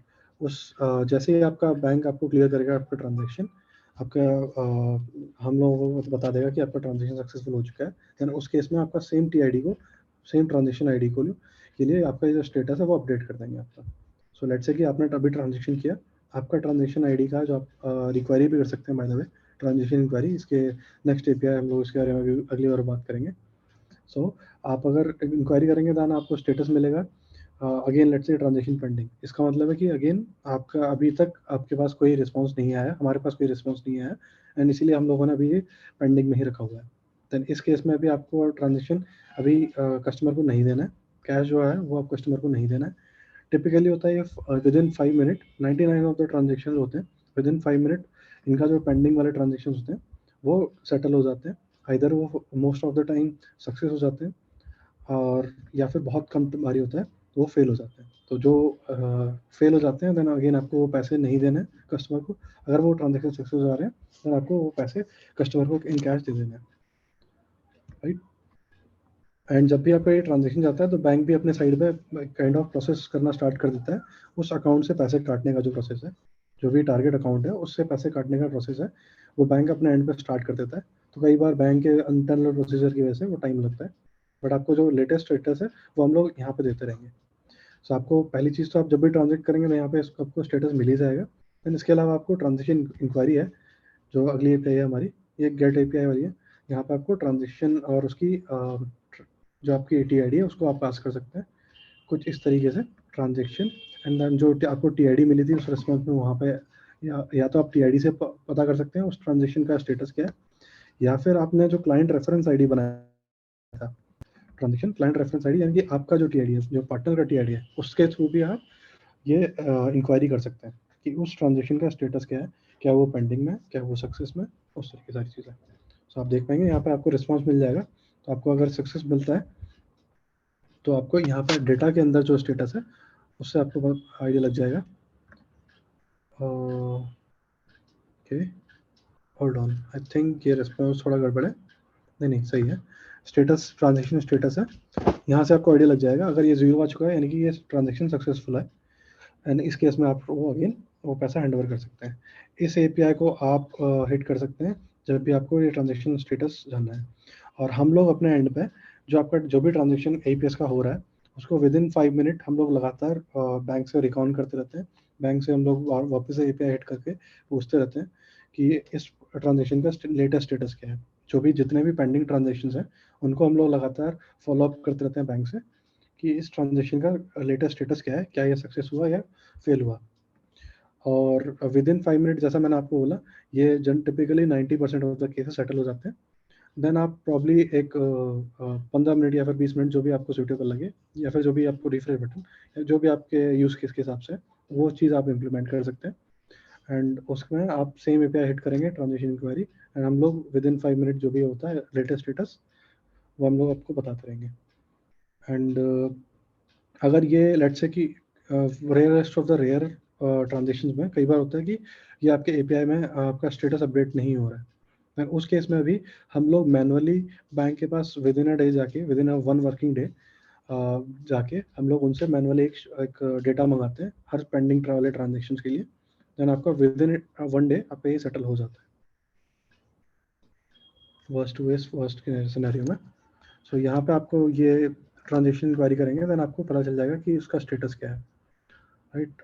मैं वापस अपने फ्लो पे चलता हूँ। एक शायद विक्रम, हाँ जी। तो ये जो स्टेटस जानने का तरीका है, क्या वो पुल बेस्ड है या पुश बेस्ड भी है, जैसे कि वेब हो या फिर वेब सॉकेट के थ्रू भी मिल सकता है? अभी हमारे पास वेब हुक टाइप का कुछ नहीं है। अभी हम लोग कॉल बैक नहीं देते। हम लोग प्रॉब्ली अगर रिक्वायरमेंट रहती है तो हम लोग कॉल बैक प्रॉब्ली हम लोग इम्प्लीमेंट कर देंगे एंड हर ट्रांजेक्शन का अपडेट दे सकते हैं। एंड अभी के लिए हम लोग ये, क्योंकि एक जनरल एपीआई है, ट्रांजेक्शन इंक्वायरी एक जनरल एपीआई है। आप ऑल ओवर एको जितने भी आपके ट्रांजेक्शन है, जितने भी आपके टीआईडी जनरेट होते हैं, जितने भी आपने ट्रांजेक्शन किए हुए हैं, उनका स्टेटस जानने के लिए आपके पास एक सिंगल एपीआई है। सिंगल एपीआई आप इम्प्लीमेंट करेंगे, देन इसको आप यूज़ करके उस पर्टिकुलर ट्रांजेक्शन का लेटेस्ट स्टेटस निकाल सकते हैं। और सो रिकमेंडेड होगा कि ये गेट एपीआई जो है ट्रांजैक्शन इंक्वायरी की, उसको हर 30 सेकंड या 1 मिनट पे कॉल करवाएं। सो हर 5 एपीएस वाले केस में आप प्रॉब्ली शुरू में आप डाल सकते हैं 5 मिनट्स के लिए। शुरू में जो भी टाइम है आप उसमें हर 5 मिनट में रिफ्रेश डाल सकते हैं। क्योंकि हम लोग भी ये ट्रांजेक्शन का जो स्टेटस है हर 5 मिनट में अपडेट करते हैं। हम लोग जो बैंक से के साइड पे जो इंक्वायरी करते हैं वो भी हम लोग हर विद इन 5 मिनट करते हैं। राइट, आपने ट्रांजेक्शन किया, एक इंक्वायरी गई, देन अगेन अगले 5 मिनट में फिर से इंक्वायरी चलेगी। सो आप भी अगर 5 मिनट के बाद कॉल करेंगे देन आपको लेटेस्ट स्टेटस मिलेगा। अगेन आप 1 मिनट पे भी आप कर सकते हैं इम्प्लीमेंट, बट उसका फ़ायदा नहीं होगा क्योंकि आपको 5 मिनट तक सेम ट्रांजेक्शन स्टेटस दिखने वाला है। तो ये हमेशा 5 मिनट बाद में ही पता चलेगा या फिर इंस्टेंट भी होती हैं कुछ ट्रांजैक्शंस? इंस्टेंट, ये एईपीएस वाले के केस में बोल रहा हूँ मैं। कुछ ट्रांजेक्शन्स हैं जो इंस्टेंट भी होती हैं, जिनमें विद इन सेकेंड्स भी अपडेट आता है, जैसे बीईपीएस वाला ट्रांजेक्शन। तो नहीं, केवल एईपीएस के बारे में। एईपीएस में मैं अब जैसा आपको बोला, हम लोग हर 5 मिनट में कॉल बैक करते हैं। हर 5 मिनट हम लोग कॉल करते हैं बैंक को, वहाँ से इंक्वायरी करते हैं हर 5 मिनट। आपने ट्रांजेक्शन किया, एक इंक्वायरी अगर आपका ट्रांजेक्शन पेंडिंग में जा रहा है, देन एक इंक्वायरी इंस्टेंट पे जाएगी एंड देन उसके बाद 5 मिनट बाद। अच्छा, तो इंस्टेंट नहीं होगी ये कभी, हमेशा कम से कम 5 मिनट लगेगा ऐसा? हाँ जी। तो ठीक। इंस्टेंट में आपको ऑलरेडी एक अगर आपका इंस्टेंट में ही सेटल हो रहा है, अगर आपका इंस्टेंट में ही आपका ट्रांजेक्शन सक्सेसफुली फेल हो गया है, देन वो वाली चीज़ आपको ऑलरेडी हम लोग यहाँ अपडेट कर दे रहे हैं इसके रेस्टोरेंट पर। जो आपने एपीआई हिट करी है ट्रांजेक्शन करने के लिए, वहाँ Most of the transaction was just 1 second, Vikrant. I think there is some confusion. Most of the transaction gets success or go in pending. In case most of the, rather I would say, most of the transaction on APS generally gets success or gets failed. Failed का भी आपको response मिल जाता है that why is it failed? कि biometric mismatch था, limit exhausted है, और customer के bank account में पैसा नहीं है, whatever the reason may be, the bank passed that message. और for the failed transaction, success transaction तो mostly अगर available है balance, biometric सही लगा है, सब कुछ ठीक है, the transaction goes success instantly and the credit comes instantly in the retailer's e-value. But in case any transaction goes pending, that percentage is really less. It would not be more than 2 to 3% of the total transaction. Understood. तो instant ही होता है transaction? Yes, transaction instant hai. In case of pending transaction, we do a inquiry after 5 minutes. That's what Vikrant is trying to tell. Got it. Right, thanks. Okay, then ये आपका transaction का status वाला scene है। And इसके हिसाब से आपको मैं एक बार वापस से लेकर चलता हूँ फ्लो डायग्राम में। सो लेट्स से आपने कैश विड्रॉल किया एंड पेंडिंग है, देन आप ऑलवेज ट्रांजेक्शन इंक्वायरी कर सकते हैं। अगर आपका सक्सेसफुल हो जाता है, देन आपका ट्रांजेक्शन कंप्लीट हो चुका है, आपके पास ई वैल्यू में वो पैसा आ चुका है आपके एपीआई पार्टनर वाले अकाउंट में, एंड आपने अपने जो एंड कस्टमर है उसको हैप्पीली आपने ट्रांसलेट करके वापस भेज दिया है। राइट, अगर इसके अलावा कोई और ट्रांजेक्शन वो करता है, बैलेंस इंक्वायरी या मिनी स्टेटमेंट, तो वो भी सिमिलर तरीके से कर सकता है। एंड इसकी जो बैलेंस इंक्वायरी और मिनी स्टेटमेंट वाली डिटेल आपको एपीआई के रेस्पॉन्स में मिल जाएगा, तो जो कि आपको इंस्टेंटली मिल जाएगा वैसे। एंड अच्छा, मैं एक बार पाइथन से आपको हिट करके दिखा देता हूँ कैश विड्रॉल वाली एपीआई हमारी जो।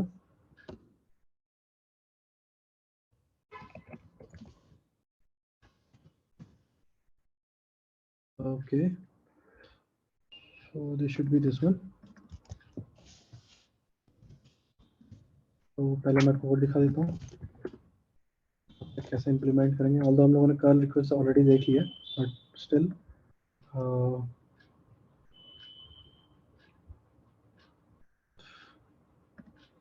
Right ABS transaction.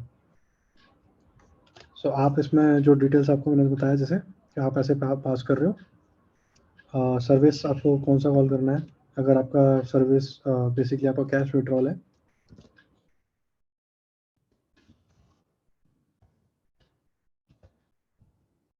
आप सर्विस की वैल्यू 2 पास करेंगे। अदरवाइज आपको कुछ और वैल्यू कुछ और करना है, बैलेंस इंक्वायरी या फिर कोई और या फिर मिनी स्टेटमेंट, देन उस केस में आप दूसरी वैल्यू पास करेंगे। अमाउंट आपको कितना कैश विड्रॉल करना है वो सारी चीज़ें आप यहाँ पे पास कर रहे हैं। किस मर्चेंट ने ये ट्रांजेक्शन इनिशिएट किया है, वो एपीआई पार्टनर का मोबाइल नंबर, एंड कस्टमर का मोबाइल नंबर, बैंक कोड आपने ऐसे पास किया, वो शीट में से देख के जो आपको बैंक की जो शीट मैंने आपको शेयर दिखाई थी। Client reference ID again random number जो पार्टनर डिसाइड करेगा, पार्टनर बनाएगा। आधार एनक्रिप्टेड वैल्यू मैंने यहाँ पर डायरेक्टली आपको शो किया है। यहाँ पे नोटिफाई कस्टमर मैंने 0 पास कर दिया इसके लिए, मेरे को एसएमएस की रिक्वायरमेंट नहीं है। एंड देन पीआईडी डेटा, यहाँ पे मैंने इसको थोड़ा क्लीन वर्क करने के लिए इसको मैंने थोड़ा शॉर्ट कर दिया। जब आप एक्चुअल में देखेंगे पीआईडी डेटा काफ़ी ज़्यादा बड़ा होता है, पीआईडी डेटा काफ़ी ज़्यादा होता है। मैं आपको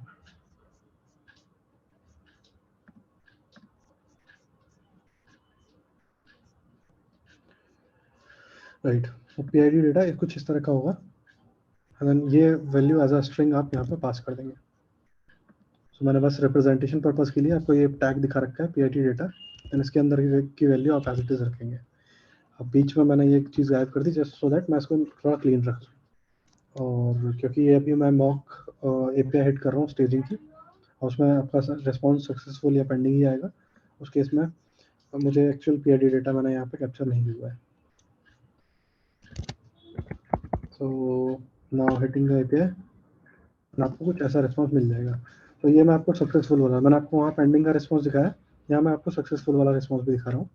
ये मैंने मॉक किया हुआ है, एंड आपका जब भी सक्सेसफुल ट्रांजेक्शन होगा उसमें आपको टीआईडी जनरेट होगा, एंड जो भी आपका सेंडर नेम है वो आ जाएगा, बैलेंस आ जाएगा, आपका जो टारगेट अकाउंट है उसका अकाउंट बैलेंस है वो आ जाएगा, and other details like merchant का जो आपने पास किया था, आधार आपने जो पास किया था,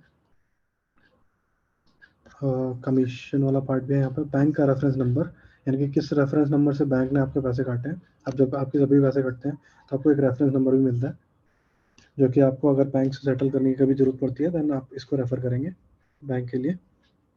तो ये नंबर बेसिकली बैंक हमें प्रोवाइड करता है, हम लोग पास ऑन कर देते हैं। And yup and status obviously, अगर आपका ये स्टेटस फेल होता है देन उस केस में आपको यहाँ पर रीज़न भी मिलता है कि फेल का रीज़न क्या था, जैसा जिस दिन होता है, right. Okay okay, so moving on, लोग वापस एक बार फ्लो डायग्राम पे चलते हैं। देन आपका अगर कैश विड्रॉल हो जा रहा है देन आप इस वाले 3 एपीआईज हैं, उस 3 एपीआई को भी हिट करना चाहेंगे, क्योंकि आपको कैश विड्रॉल करके आपको एक रिट्रीव सेटलमेंट बैंक अकाउंट है, ये एक एपीआई कॉल करके आप हमेशा पता कर सकते हैं कि आपका ओवरऑल सिस्टम में आपने कितने अमाउंट का ईपीएस किया हुआ है। तो इससे इस एपीआई से आपको पता चलेगा, रिट्रीव सेटलमेंट बैंक अकाउंट, इससे आपको पता चलेगा कि आपका कितने अमाउंट का आपने ईपीएस किया है, और उस एपीआई अमाउंट को आप, जो मैं ई वैल्यू की बात कर रहा था शुरू में, उस ई वैल्यू को आप अपने बैंक अकाउंट में कैसे सेटल कर सकते हैं। आपके बैंक अकाउंट में भी आप सेटल कर सकते हैं ई वैल्यू से, इस वाले एपीआई के थ्रू। तो इसको मैं अगर दिखाऊं,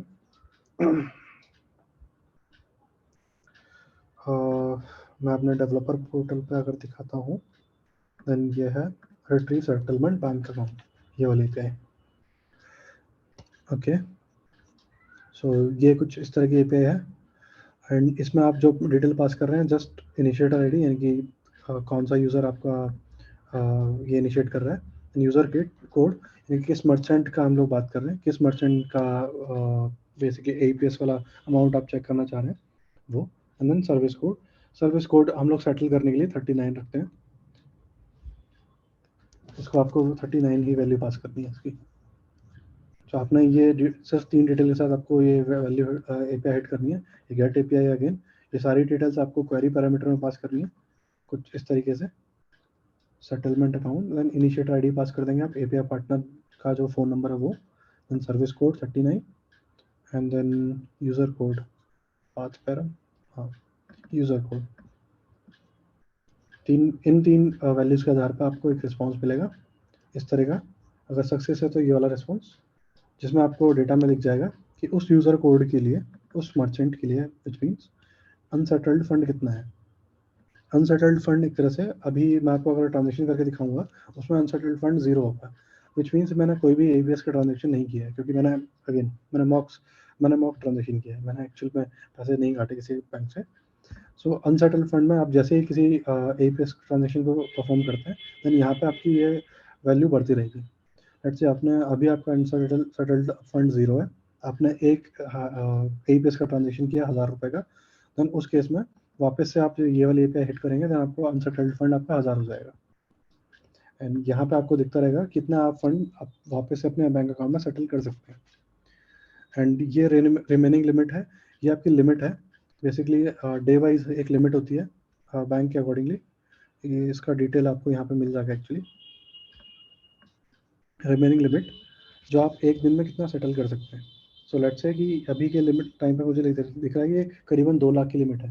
सो अगर आपको 2 लाख दिख रहा है तो आप अगर 4 लाख का ट्रांजेक्शन एपीएस ट्रांजेक्शन करते हैं एंड आपके अनसेटल्ड फंड में 4 लाख दिख रहा है, तब भी आप वो 4 लाख आज में एक दिन में नहीं निकाल पाएंगे, आपको एक दिन का वेट करना पड़ेगा। पहले आपको 2 लाख का जो भी लिमिट यहाँ पे है, लेट्स से कि 2 लाख, देन 2 लाख का आपका सेटलमेंट करना है, देन अगले दिन आपको जो भी लिमिट अलाउ कर रहे हैं उसका सेटलमेंट करना है।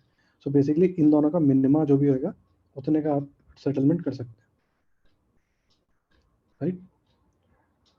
और अच्छा, ये अमाउंट स्टिल आपके पास पड़ा रहेगा। लेट्स से कि मैंने 4 लाख का ट्रांजेक्शन कर लिया एंड देन लिमिट मेरी 2 लाख की है, देन आज मैंने सेटल कर लिया 2 लाख, देन अनसेटल्ड फंड में मेरे 2 लाख स्टिल पड़े रहेंगे, क्योंकि 2 लाख मैंने ऑलरेडी सेटल कर लिए 4 में से, तो 2 लाख वैल्यू रह जाएगी मेरी एंड लिमिट तो ऑब्वियसली कॉन्स्टेंट ही रहेगी। अच्छा, तो इसमें रेस्ट्रिक्शन है कि हम लोग किस फंड, किस अकाउंट में, बैंक अकाउंट में ये चीज़ सेटल कर सकते हैं। ये जो आपका एईपीएस वाला पैसा है वो आप कौन कौन से बैंक अकाउंट में सेटल कर सकते हैं, इसकी लिस्ट यहाँ पे है। अच्छा, अभी आपको यहाँ पे ऑलरेडी 2 अकाउंट एडिड दिख रहे हैं, बट आप जब फ्रेश यूज़र होंगे, यूज़र आपका जो नया यूज़र कोड लेट्स से आपको जनरेट किया है या फिर नया आपका मर्चेंट आपने ऑनबोर्ड किया, उस केस में ये वैल्यू नल होगी, उसमें उसको यहाँ पर बैंक अकाउंट ऐड कराने पड़ेंगे कि इस अकाउंट में उसको सेटलमेंट वाला पैसा चाहिए, राइट। अभी के डेट में आपको अगर ये चीज़ सेटल करनी है, देन आपको वन ऑफ दीज 2 अकाउंट में आप सेटल कर सकते हो। एंड इससे आपको रिसिपेंट आईडी चूज करनी होगी नेक्स्ट एपीआई में। रिसिपेंट आईडी बेसिकली डिनोट करती है आपके अकाउंट को, ताकि आपको ये अकाउंट नंबर बार बार पास ना करना पड़े, अकाउंट नंबर, आईएफएससी, ये सारी डिटेल आपको बार बार पास ना करना पड़े। उसके लिए आप सिर्फ एक बार ऐड करेंगे अकाउंट, देन उसका आपको आईडी मिल जाएगा, उस आईडी से आप उस आईडी नंबर पे आप रिसिपेंट आईडी पे आप बार बार सेटल कर सकते हैं। सो यहाँ पे आपको दिख रहा है दो अकाउंट एडेड है, एक पंजाब बैंक का है, एक ये बीकेडी आईएफएससी कोड के साथ, दो बैंक अकाउंट है यहाँ पे। अब अगर लेट्स से कि मैं एक मर्चेंट हूँ और मैंने 6000 का कुछ एपीएस किया है और ये पैसा मेरे को अपने बैंक अकाउंट में चाहिए, तो मैं वन ऑफ ये 2 अकाउंट है, इनमें मैं ये पैसा सेटल कर सकता हूँ यूजिंग इनिशिएट सेटलमेंट एपीआई। इसके बारे में हम अभी थोड़ी सी और बात करेंगे। पहले हम लोग बात करते हैं लेट्स से कि एक केस के लिए जहाँ पे मैं बोल रहा हूँ कि मेरे को इन 2 अकाउंट में नहीं चाहिए, मेरे पास तीसरा अपना खुद का अकाउंट है, मुझे पैसा उस वाले अकाउंट में चाहिए। उस केस में मैं ये इस लिस्ट में ये अकाउंट ऐड कैसे कराऊंगा, उसके लिए है आपके पास ये वाली API, add settlement bank account. तो ये वाली इस वाली बैंक अकाउंट एपीआई में आप अपने बैंक अकाउंट की डिटेल्स पास करोगे। बेसिकली आपका जो मर्चेंट है, आपका जो यूज़र कोड है, वो उस अपने यूज़र कोड के करस्पॉन्डिंग में बैंक की जो डिटेल्स हैं उसको मैप करने की कोशिश कर रहा है। सो हर लेट्स से कि आपका जो मर्चेंट है, उस मर्चेंट का यूज़र कोड, एपीआई पार्टनर का phone number, then bank ID again मैंने आपको बताया था वो जो शीट थे उसमें आप रेफ़र कर रहे हो, बैंक लिस्ट की जो एक्सेल वाली शीट थी, बैंक लिस्ट जो ऑलरेडी खुली हुई है यहाँ पे, तो ये वाली जो आईडी है इसको आप रेफ़र कर रहे हो। देन इसका जो नंबर है आप यहाँ पर पास कर दोगे, डिपेंडिंग ऑन आपका बैंक है। लेट्स से आपका बैंक ऑफ बड़ौदा है, देन आप 2 पास करोगे, यहाँ पे आप 2 पास कर रहे हो। देन आपका IFSC कोड, सर्विस कोड यहाँ के लिए अगेन 39 ही रहेगा। जितने भी हम लोग सेटलमेंट की बात करेंगे सर्विस कोड आपका 39 ही रहने वाला है। तो फिक्स वैल्यू यहाँ पे 39 एंड देन आपका अकाउंट नंबर, जो भी आपका बैंक अकाउंट नंबर है यहाँ पर। तो इतनी डिटेल आप जब पास करोगे कुछ इस तरीके से, ये एक पुट कॉल होगा अदर देन पोस्ट कॉल। आप जब भी ये सारी डिटेल्स आप पास करोगे इस तरीके से, जो आप देख पा रहे हो, देन आपको एक सक्सेसफुल, आपके केस में आपको कुछ इस तरीके का रिस्पॉन्स मिल जाएगा। अगर आपका सक्सेसफुल रिस्पॉन्स होगा तो आपको कुछ इस तरह का रिस्पॉन्स मिलेगा। एंड देन इसके जस्ट बाद आप जब ये रिट्रीव वाली API कॉल करोगे, देन आपको वो जो आपने अकाउंट नंबर ऐड किया है वो यहाँ पर रिफ्लेक्ट होना स्टार्ट हो जाएगा। देन उसको आप फर्दर सेटलमेंट के लिए यूज़ कर सकते हो। बट अगर जस्ट इन केस आपका अकाउंट ऐड नहीं हो पाया, तो उस केस में आपको यहाँ पर रिस्पॉन्स मिल जाएगा फेल का, response status 1 and fail which is failed, and आपको एरर मैसेज भी दिखेगा, account verification field name not matched. So आपको रीज़न भी पता चल जाएगा कि आपका अकाउंट क्यों वेरीफाई नहीं हुआ, क्यों ऐड नहीं हो पाया।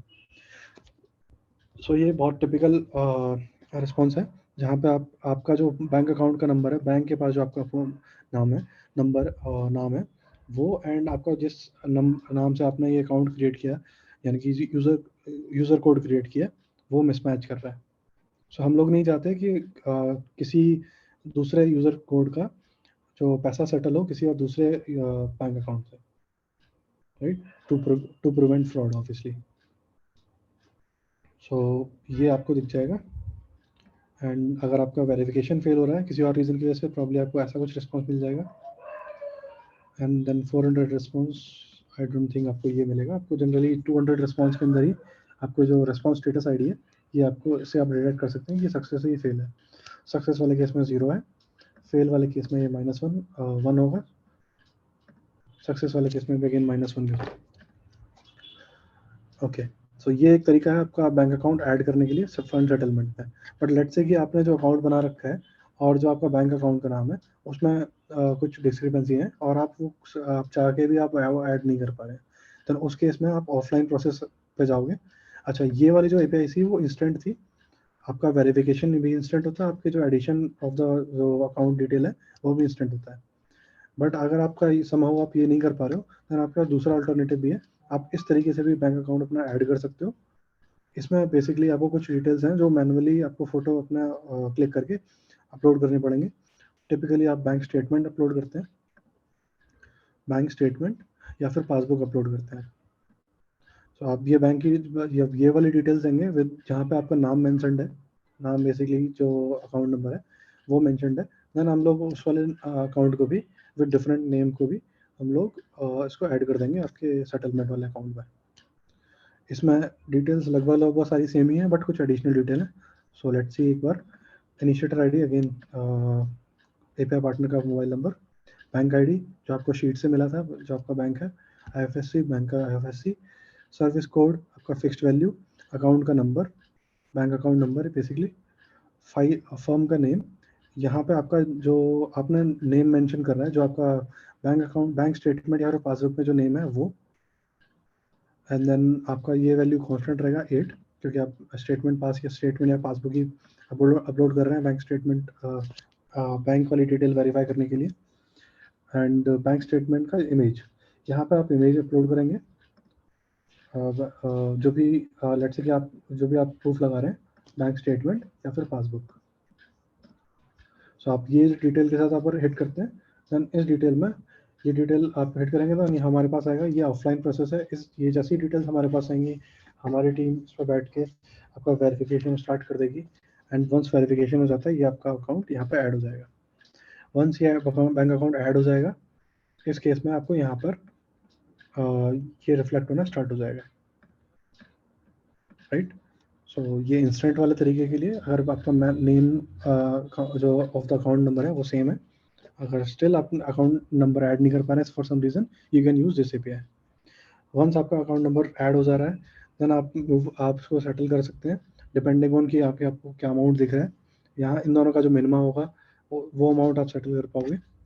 एंड इनिशिएट सेटलमेंट में आप जब जाओगे, ये एक्चुअल एपीआई जहाँ पे आप अमाउंट सेटल करोगे, देन इसमें आप सारी डिटेल पास करोगे जो आपने पुरानी एपीआई से गैदर करी है।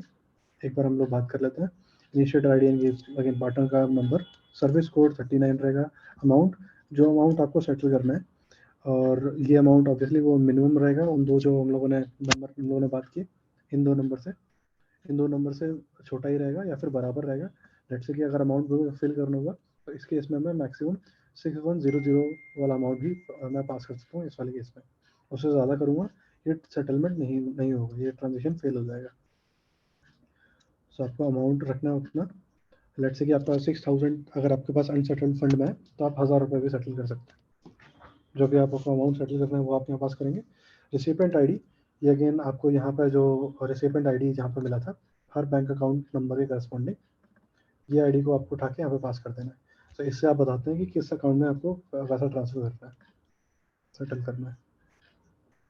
Recipient ID, then payment mode आपको यहाँ ऊपर मिल जाएगा कि आपको किस तरह का पेमेंट मोड में ट्रांसफर करना है, NEFT, IMPS, RTGS. Depending on different mode आपके जो टाइम और लिमिट होती है वो डिफर कर जाती है। ये टिपिकल बैंक के हमारे जो ट्रांजेक्शन हैं उनके रूल्स को फॉलो करती है। और आपको भी ज़्यादा अगर पढ़ना है तो इधर आई थिंक यहाँ पे कुछ हम लोगों ने लिख रखा होगा। एंड ये अगेन स्टेटस आपके। अच्छा, पहले हम लोग एक और बात करें क्लाइंट रेफ आईडी। अगर आप जब भी ट्रांजेक्शन इनिशिएट कर रहे हैं तो हम क्लाइंट रेफ आईडी आप अपनी साइड से जनरेट करके भेजेंगे, जो कि रिक्वायर्ड भी है, सो दैट आपको अगर लेट्स से कि आपने कोई ट्रांजेक्शन इनिशिएट किया हुआ है सेटलमेंट के लिए, उसका आप स्टेटस भी ले सकें कि वो ट्रांजेक्शन सक्सेसफुल हुआ है या फिर नहीं हुआ है, राइट। सो ये वो ट्रांजेक्शन का है डिटेल। अगर लेट्स से सक्सेसफुल ट्रांजेक्शन हो जाता है, सक्सेसफुली इनिशिएटेड हो जाता है, तो ये ऐसा हो जाएगा। ये अगेन आई थिंक इसमें टाइमलाइन आई एम मिसिंग कि कितने टाइम बाद ये सेटल होता है। ओके, ये मैं थोड़ा मिस कर रहा हूँ, टाइम कितना सेटल होता है, प्रॉब्ली मैं यहाँ पे ही अपडेट करा दूंगा या फिर यहाँ पे ऑलरेडी होगा। ये अगेन बैंक, अच्छा लिखा हुआ है सेटलमेंट आपके 3 आवर्स के अंदर हो जाता है। और ये ये मैंडेटरी हो जाता है कि ये क्योंकि हम लोग बैंक से सेटल करवा रहे हैं, तो इस टाइम पर जो भी आपके 3 आवर्स हैं वो बैंक अवेलेबिलिटी वाले टाइम है। सो लेट्स से आपका अगर बैंक हॉलीडे है फॉर सम अदर रीज़न, तो उस टाइम पे आप ये 3 आवर्स वाली चीज़ एप्लीकेबल नहीं है। उस टाइम पे फिर नेक्स्ट डे सेटल होगा वो 5 PM पे, सॉरी नेक्स्ट वर्क मॉर्निंग में सेटल होगा। सो आप प्लीज़ इसको भी नोट्स जो हैं वो वापस पढ़ लीजिए, सो दैट आपको क्लियर और डिटेल चीज़ें मिल जाए, डिटेल वाली चीज़ें आपको मिल जाए। ओके, आई थिंक ये जितना मुझे कवर करना था मैंने यहाँ पे कवर कर चुका हूँ। कुछ सवाल हैं विक्रम? हाँ जी बताइए। एक तो ये जो सेटलमेंट वाला है, हम बात कर रहे हैं पार्टनर की जो कि डेवलप कर रहे हैं कोई पे यूज करके अपना सिस्टम, ये उनके अकाउंट की बात हो रही है, उनके अकाउंट में सेटल हो रहा है पैसा, राइट? सो ये बेसिकली हम लोग दोनों ऑप्शन देते हैं। जो आपका पार्टनर है वो ये चूज़ कर सकता है कि जितना भी एपीएस वाला ट्रांजेक्शन हो रहा है वो या तो पार्टनर अपने अकाउंट में ही सारा सेटल कर ले, या फिर वो अपने जो अपने मर्चेंट्स हैं उनको भी एक ऑप्शन दे कि वो अपने अपने अपने जो एपीएस वाले अमाउंट है वो अपने अकाउंट में भी सेटल कर सके। यानी कि ये बेसिकली फ्लेक्सिबल है, डिपेंडिंग ऑन कि पार्टनर क्या चूज़ कर रहा है।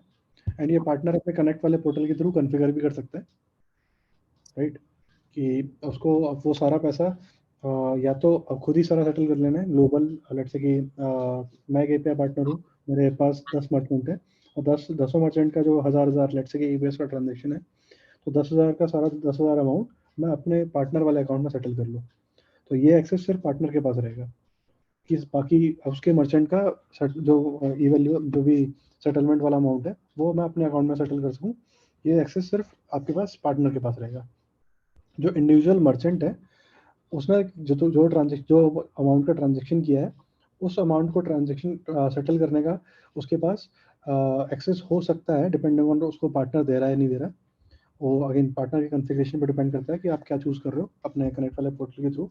बट अगर अज्यूमिंग कि पार्टनर ने दे रखा है उसको ये एक्सेस कि आप ये वाली पे हिट करके या फिर जो भी अपना पार्टनर की एक यूआई है उसको आप यूज़ करके आप हमारी ये वाली एपीआई कॉल करो, देन हम लोग अलाउ कर देंगे उस मर्चेंट को उस यूज़र कोड को पैसा सेटल करने के लिए अपने खुद के अकाउंट में। सो एपीआई सेम ही होंगी? हाँ, एपीआई आपकी सेम रहेंगी, एपीआई में कहीं कोई डिफरेंस नहीं है। एपीआई का सारे एपीआई यूनिफॉर्म है। एपीआई में आप जस्ट आपको यूज़र कोड डिफर कर देना है। यूज़र कोड से आप पता करते हैं कि आप किसकी बात चल रही है, किसका आपका ये रिट्रीव वाला जो डिटेल्स है वो किसका दिख रहा है। सो आप यहाँ देखेंगे आप यूज़र कोड, इस वाले यूज़र कोड के लिए ये वाला डेटा दिख रहा है। यहीं आप यूज़र कोड अगर एपीआई पार्टनर का डालेंगे तो ये एपीआई पार्टनर का ग्लोबल डेटा दिख रहा है यहाँ पे, राइट। सो हर यूज़र कोड के करस्पॉन्डिंग जो यहाँ पे डेटा है वो यहाँ पे दिख जाएगा। हर यूज़र कोड के करस्पॉन्डिंग आप अगर सेटल भी करने जाएंगे देन तो वहाँ भी आपको यूज़र कोड ही पास करना है। तो हर यूज़र कोड के करस्पॉन्डिंग उसका सेटलमेंट वाला जो ऑप्शन है वो भी आपको दिख जाएगा। तो यूजर कोड अगर हम मर्चेंट का डालेंगे तो उसने कितनी ट्रांजेक्शन करी, कितना हाँ। और उसका कितना ओवरऑल बनता है सेटलमेंट अमाउंट, वो दिखाएगा। अगर पार्टनर की करूँगा तो पार्टनर का यूजर कोड अगर डालेंगे वो उसके सारे मर्चेंट्स का जो भी एडिशन होगा उनका ओवरऑल दिखाएगा। हाँ, राइट। और अगर 2 बार हो गई ट्रांजेक्शन की, इधर भी सेटल कर लिया इसने, पार्टनर ने भी, और इधर भी नहीं, कर तो ये बेसिकली रियल टाइम डेटा होगा। मैं कह रहा हूँ कि क्या इनमें से एक ही चीज पॉसिबल होगी कि या तो पार्टनर ही कर पाएगा या फिर मर्चेंट कर पाएगा या फिर दोनों एक साथ पॉसिबल होंगी? आई थिंक आपका आवाज नहीं आ रहा है। विक्रांत आपका आवाज नहीं आ रहा।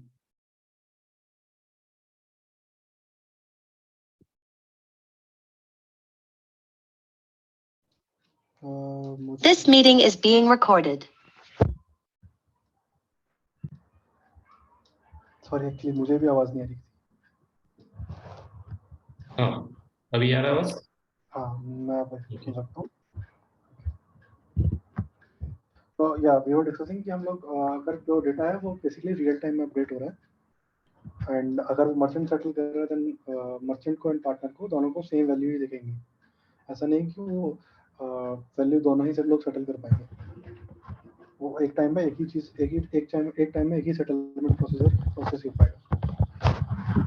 ओके, सो वो कहीं पे स्टार्टिंग वाले ऑनबोर्डिंग के टाइम पे बताना होगा पार्टनर को कि आप कैसे सेटल करना चाहते हो, मर्चेंट्स के थ्रू करना चाहते हो या नहीं, ये एक्चुअली मैं आपको अगर मेरे पास एपीआई पार्टनर वाला भी अकाउंट है तो दिखा पाता है, बट आपको मैं एक रेफरेंस के लिए अगर वापस से स्क्रीन शेयर करके बता अभी स्टॉप कर दें। स्क्रीन शेयर भी ऑफ है। ओके,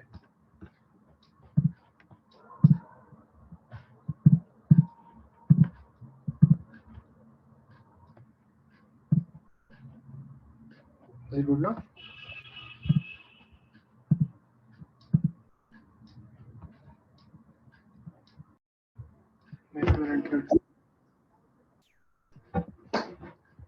ओके, सो हम लोग ये चीज़ एक्चुअली मेंशन करते हैं ऑलरेडी गाइड में। आई एम नॉट श्योर कि एग्जैक्टली कहाँ है। सो आप इसमें जाएंगे तो हमारे पास कहीं ना कहीं तो हम लोग लिखा हुआ है।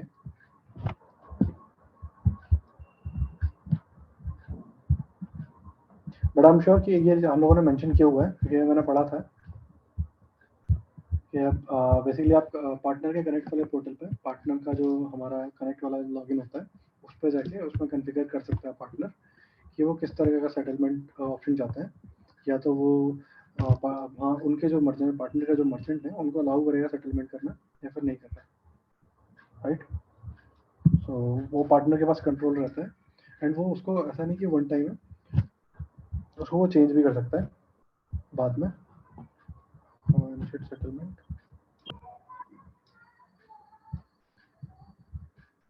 ज्योति, आप कॉल पे हो तो आप बता सकते हो एक बार? मैंने कहीं तो ये पोर्टल पे ही पढ़ा हुआ था, डेवलपर पोर्टल पे ही मैंने पढ़ा हुआ है, but I am not remembering कि मैंने एग्जैक्टली कहाँ भी चीज़ पढ़ा है। FAQs में था शायद से। ये क्वेरी एक्चुअली पहले भी किसी ने पूछा था हमको, तो हम लोगों ने यहाँ FAQs में डलवा दिया था। FAQs या फिर ठीक है, इसको नोट कर लिया है मैंने, और इसका जो भी आंसर होगा विल फाइंड आउट और उसको कमेंट में डाल देंगे और डिस्कॉर्ड चैनल पे भी डाल देंगे और यहाँ पे अपडेट कर देंगे। ओके, सो सेटलमेंट स्ट्रेटजी बेसिकली जो लर्निंग है कि कॉन्फ़िगर करने का ऑप्शन होता है कि आप मर्चेंट को डायरेक्टली सेटल करवाना चाहते हो या अपने थ्रू करवाना चाहते हो। राइट, इसमें एक और जो चीज़ है कि ये जो सेटलमेंट अमाउंट यहाँ पे दिखाई दे रहा है रिट्रीव सेटलमेंट बैंक अकाउंट में, ये सब इंक्लूडिंग कमीशन है या फिर वो अलग से होता है उसका उस प्रोसेस? कमीशन वाला पार्ट डिपेंड करता है कि आप आपका यूज़र कोड क्या है। आपका यूज़र कोड अगर लेट्स से कि मर्चेंट वाला है, तो उस केस में मैं आपको वो सारी विजिबिलिटी नहीं दूंगा। उस केस में आपको जो डिटेल दिखेगी, कमीशन आपको जनरली 0 ही दिखेगा, क्योंकि सारा कमीशन बेसिकली हम लोग API पार्टनर को के साथ शेयर करते हैं rather than मर्चेंट, राइट। सो API पार्टनर डिसाइड करेगा उसका जितना कमीशन उसको मिल रहा है, उसके बेसिस पे कितना वो डिस्ट्रीब्यूट इंटरनली करना चाहता है। बट हम लोग जो भी कमीशन अर्नड है वाला पार्ट है, वो मर्चेंट जब देखने की कोशिश करेगा तो उसको हम लोग 0 दिखाएंगे। बट अगर API पार्टनर देखेगा तो उस केस में हम लोग उसको जो भी उसका कमीशन बनता है वो दिखा सकते हैं। अच्छा, ये जो हमारा सेटलमेंट कॉन्फ़िगरेशन की बात करता है, उसका यहाँ पे नोट यहाँ पे डाला हुआ है। ओवरव्यू एक सेक्शन है, वो मैंने मिस कर दिया था, तो यहाँ पे डाला हुआ है। तो कनेक्ट वाले पोर्टल में यहाँ पे आप देख सकते हैं। ये हर 15 दिन में आप कॉन्फ़िगरेशन चेंज भी कर सकते हैं। ये कमीशन वाला पार्ट मैं थोड़ा समझा नहीं कि कमीशन उस अमाउंट के अंदर होगा या नहीं होगा। कमीशन उस अमाउंट मर्चेंट वाले पार्ट में मर्चेंट को नहीं दिखेगा। उस मर्चेंट को अच्छा उस अकाउंट में तो नहीं, उस अमाउंट में तो नहीं होगा जो आप यहाँ पे देख पा रहे हैं, रिट्रीव सेटलमेंट बैंक। हाँ जी, यहाँ पे आप जो देख रहे हो इसमें कमीशन नॉट इंक्लूडेड है। अच्छा, यहाँ पे आपका ये बेसिकली प्योरली आपका जो जितने का आपने ट्रांजेक्शन किया है, लेट्स से कि आपने 1000 रुपये का ट्रांजेक्शन किया, देन 1000 रुपये यहाँ पे रिफ्लेक्ट हो जाएंगे। जो कमीशन वाला पार्ट है वो आपके पार्टनर वाले अकाउंट में जाता है, राइट। पार्टनर को ई वैल्यू में रिफ्लेक्ट हो जाएगा वो। यहाँ पे अनसेटल्ड में सेटल्ड वाला पार्ट नहीं होगा, सेटल्ड वाले पार्ट नहीं आएगा वो। अगर मुझे जानना है कि अभी मेरा एज ए पार्टनर कितना कमीशन हो गया है और मेरे मर्चेंट्स का अलग अलग कितना, जो वो आई थिंक वो अलग क्वेश्चन हो गया, बट मैं एज ए पार्टनर मेरा कमीशन कितना हो गया किन किन ट्रांजेक्शन के लिए, तो उसका कोई तरीका होगा? यहाँ मैं थोड़ा गलत हूँ, बट हम लोग ये सेम जो अमाउंट रिफ्लेक्ट कराते हैं वो ई वैल्यू में रिफ्लेक्ट कराते हैं। जैसे आपका एपीएस में आपके नेटवर्क में एपीएस में कोई ट्रांजेक्शन हो रहा है, देन वो ई वैल्यू में भी ऐड होता है वो अमाउंट, एंड आपके यहाँ पर सेटलमेंट फंड में भी ऐड होता है। सेटलमेंट फंड में आपको यहाँ पे एग्जैक्ट अमाउंट दिखता है जितना आपने एपीएस ट्रांजेक्शन किया, बट ई वैल्यू में वहाँ पे जो अमाउंट आपको दिखेगा वो इंक्लूडिंग कमीशन दिखता है। सो उसका डिफरेंस आप निकाल के या फिर वो एग्जैक्ट आप निकाल सकते हैं कमीशन आपको कितना मिला है, या फिर आप ट्रांजेक्शन हिस्ट्री निकाल सकते हैं अपना हिस्ट्री वाले पेज से, कनेक्ट वाले में अगेन। वहाँ पे आपको ईच एंड इंडिविजुअल ट्रांजेक्शन के अगेंस्ट में कितना आपको कमीशन अर्न किया वो आपको वहाँ दिख जाएगा। अब ये सारी वैलिड चीज़ वैलिड है अगेन एपीआई पार्टनर के व्यू के लिए। हम लोग मर्चेंट के साथ शेयर नहीं कर रहे हैं, के साथ मर्चेंट कमीशन वाली डिटेल शेयर नहीं कर रहे हैं, सो दैट पार्टनर हम लोग ये पार्टनर के ऊपर रिस्पॉन्सिबिलिटी छोड़ते हैं, पार्टनर अपने अकॉर्डिंगली डिस्ट्रीब्यूशन करेगा। सो ओवरऑल मतलब कि एक अलग से एपीआई होता है जो ट्रांजेक्शन हिस्ट्री वगैरह का, जिससे पता चलता है कि कमीशन और किस किस ट्रांजेक्शन के लिए मिला है पार्टनर। एपीआई नहीं है, बेसिकली कनेक्ट का एक व्यू है। कनेक्ट का आपका लॉगिन है, आप कनेक्ट वाले प्लेटफॉर्म पे जाएंगे, कनेक्ट वाले प्लेटफॉर्म पे जाएंगे, देन आप लॉगिन करेंगे अपने यूजर से। अब क्योंकि ये मर्चेंट वाला लॉगिन है, देन आपको कुछ ऐसा दिख रहा है, बट आप पार्टनर वाले अकाउंट से जब लॉगिन करेंगे तब आपको कुछ अलग दिखेगा। और ये जो ई वैल्यू वाला सेक्शन है, यहाँ पे आपको दिख जाएगा कि आपका कितना एपीएस वाला सेटलमेंट विद कमीशन कितना यहाँ पे इंक्रीज हुआ है। इसमें आप सर्च एंड हिस्ट्री में जाएंगे, देन यहाँ पे आपको सारे ईच एंड इंडिविजुअल ट्रांजेक्शन के बारे में सारी डिटेल दिख जाएगी। I hope that answers your question. यहाँ से विजुअली तो दिख जाएगा, लेकिन वो एग्रीगेट नहीं हो पाएगा ना, जैसे मुझे मालूम करना है कि मुझे कितना पे करना है किस मर्चेंट या फिर ओवरऑल मुझे अमाउंट सही आया है कमीशन का या नहीं।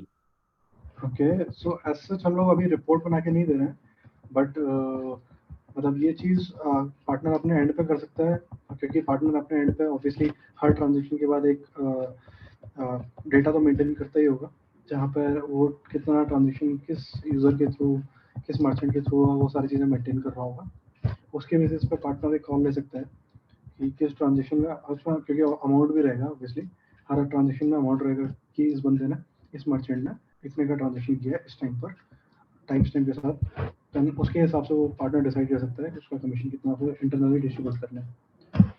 मर्चेंट को कमीशन डिस्ट्रीब्यूट इंटरनली कैसे डिस्ट्रीब्यूट करना है, हम लोग उसमें इंक्लूजन नहीं करते।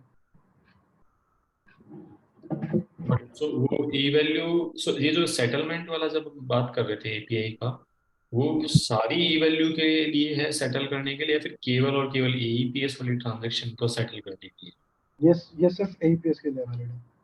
आप जब बेसिकली आपके ई वैल्यू को अपने बैंक अकाउंट में ले जाने के लिए दो तरीके हैं, या तो आपका एईपीएस अपना ट्रांजैक्शन किया हो तो आप सेटल कर सकते हो, राइट, या फिर आप डीएमटी कर सकते हो, डोमेस्टिक मनी ट्रांसफर, जिसका आई थिंक हम लोग कॉल नेक्स्ट सेशन में हम लोग करेंगे।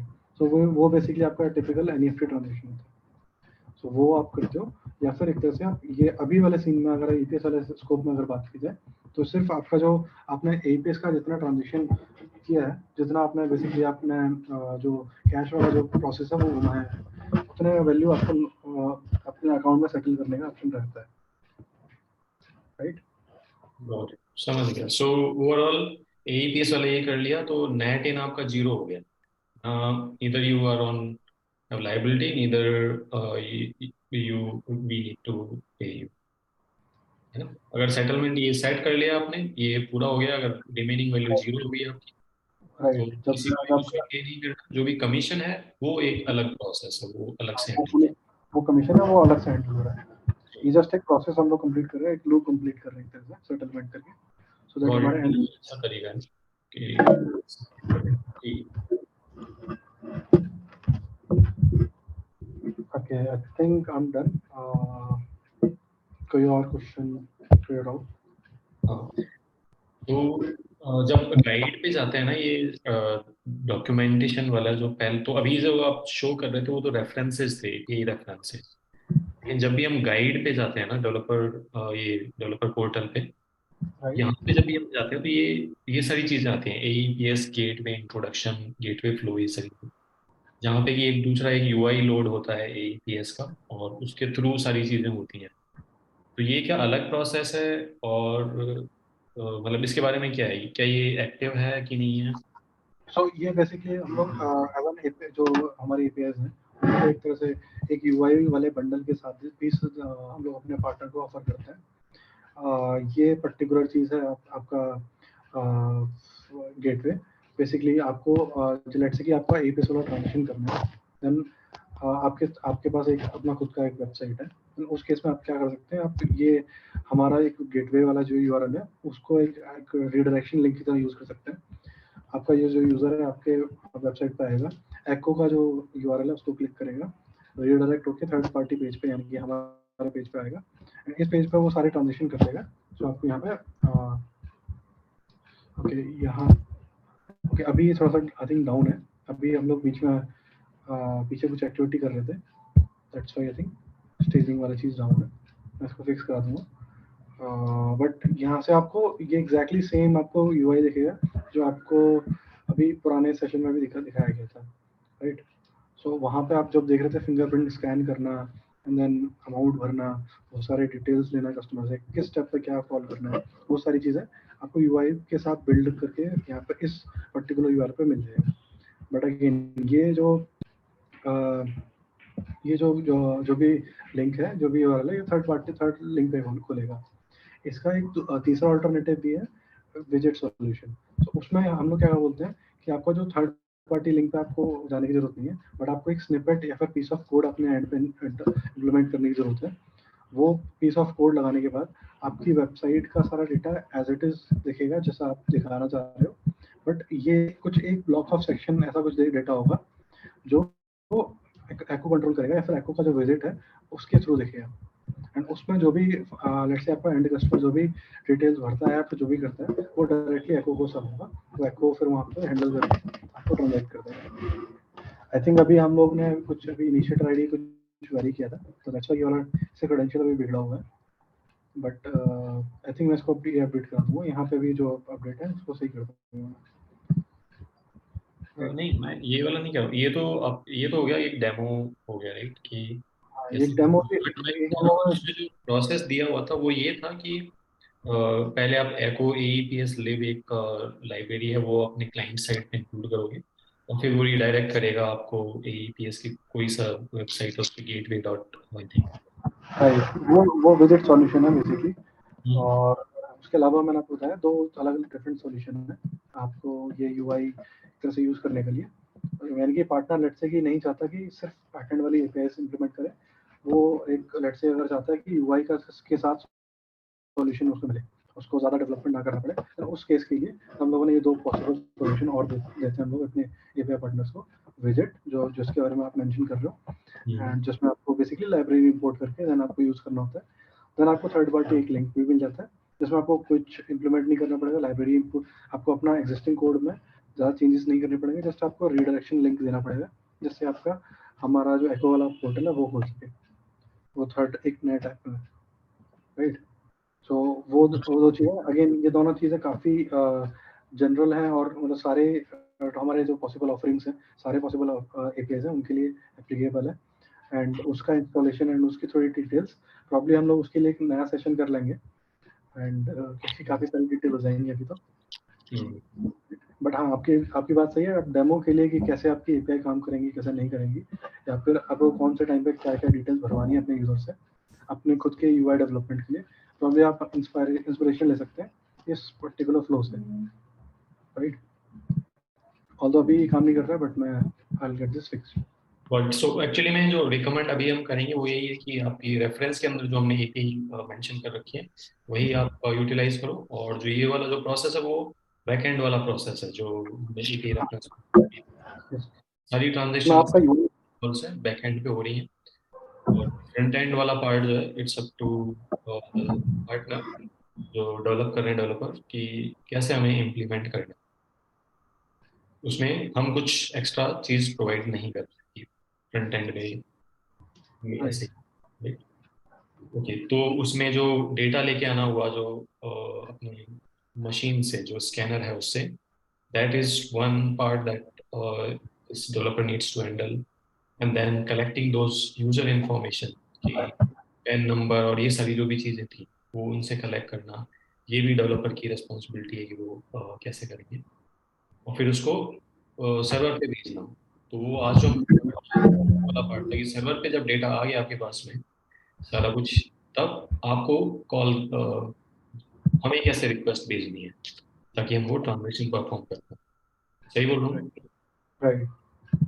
ठीक है। इसमें एक जो क्वेश्चन ये वाला है कि जैसे आधार का आपने बोला था कि उसमें एनक्रिप्टेड डेटा आपको भेजना होता है, तो इसमें वो तो हमें भेज रहा है, ये वाला डेटा एनक्रिप्टेड डेटा हमें भेजना है, लेकिन क्या वो ऐसा भी कर सकता है कि उसने प्लेन टेक्स्ट फॉर्म में अपने सर्वर पे कस्टमर से लिया आधार और एग्जैक्टली सेम टू सेम वैसा स्टोर कर लिया अपने बैकएंड सर्वर पे?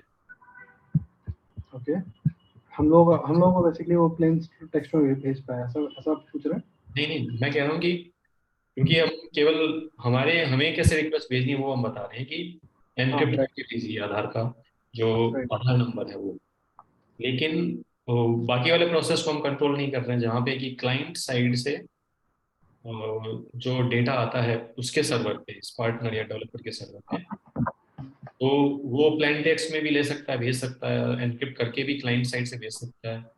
तो क्या ऐसा कुछ रेगुलेशन नहीं है, कुछ गाइडलाइन नहीं है कि वो डेटा एनक्रिप्टेड फॉर्म में भेजी क्लाइंट साइड से ही भेजना चाहिए, या फिर हम कुछ इसी तरीके से एनफोर्स नहीं करते वो?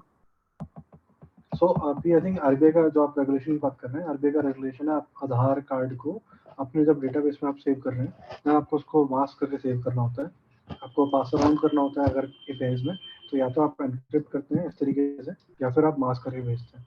अब क्योंकि मुझे आधार कार्ड एग्जैक्टली आधार कार्ड का नंबर जानना होता है सो दैट मैं आपके बैंक अकाउंट की डिटेल क्रॉस वेरीफाई कर सकूँ, तो इसीलिए मैं आपको ये एनक्रिप्टेड वाले फॉर्म में मांगता हूँ। आप पार्टनर अपने एंड पे कैसे सेव कर रहा है वो पार्टनर का डिसीजन है, डिपेंडिंग ऑन कि वो कौन से गाइडलाइन फॉलो कर रहा है आरबीआई के। अगर वो सेव कर रहा है ट्रांजेक्शन, अगर वो आधार का डेटा सेव कर रहा है अपने एंड पे, देन प्रॉब्लम उसको मास्क करके सेव करना चाहिए और बाकी अदर जो गाइडलाइंस है वो फॉलो करनी चाहिए। बट आई थिंक जब अगर आप डेटा सेव नहीं कर रहे हैं तो उस केस में आपको कोई मास्किंग की जरूरत नहीं पड़ती या फिर किसी गाइडलाइन फॉलो करने की जरूरत नहीं पड़ती। राइट, आई होप लेकिन तो बेसिकली ऐसा कुछ एनफोर्स्ड नहीं है कि उसके सर्वर का ऑडिट होगा कि डेटा स्टोर सही में वैसे कर रहे हैं कि नहीं कर रहे हैं। तो ये जस्ट एक गाइडलाइन, एक जनरली खुद स्टोर करना है तो एनक्रिप्टेड में ही करें, लेकिन ऐसा कुछ एनफोर्स्ड गाइडलाइन नहीं है। तो may be I am thinking कि क्लाइंट साइड के लिए भी मे बी एक चेकलिस्ट बना सकते हैं कि आपको जो भी कुछ कुछ चीज़ें मेंशन कर दी कि इस तरीके, जैसे कि उनमें से एक चीज़ होगी कि आप जो डेटा भेज रहे हो अपने बैकएंड पे, तब उसको ये आधार और ये कुछ कुछ डिटेल्स हैं जिनको आप एनक्रिप्ट करके ही भेजो, तो आधार उनमें से एक चीज होगी, है ना। तो वो लोग अगर ये एनफोर्स्ड हो जाती है गाइडलाइन भी, तो उनको आगे फिर चेंज करने का जरूरत नहीं पड़ेगा अपना को। ठीक है, ओके, सही है। आई थिंक यही है। और कुछ शेयर करना चाहते हो आप? Anything we missed? I think we're done from my side. Okay, got it, awesome, ठीक है, ऑसम। बड़ा अच्छा सेशन था। Thanks Vikrant for showing us demo और इम्प्लीमेंटेशन कैसे होती है एईपीएस की। सो अगर मैं रिकैप करूं तो हमने जाना कि ये एईपीएस ट्रांजेक्शन अगर आपको टाइप से बनाना है कि कस्टमर आपके पास आए और अपना फिंगरप्रिंट थंबप्रिंट दे के आधार से वेरीफाई करके और अपने बैंक अकाउंट से पैसा निकाल सके, तो वो सिस्टम कैसे बनाएं, उसके यूज केसेस क्या क्या हैं, कैसे क्या क्या चीज़ें आप कर सकते हो।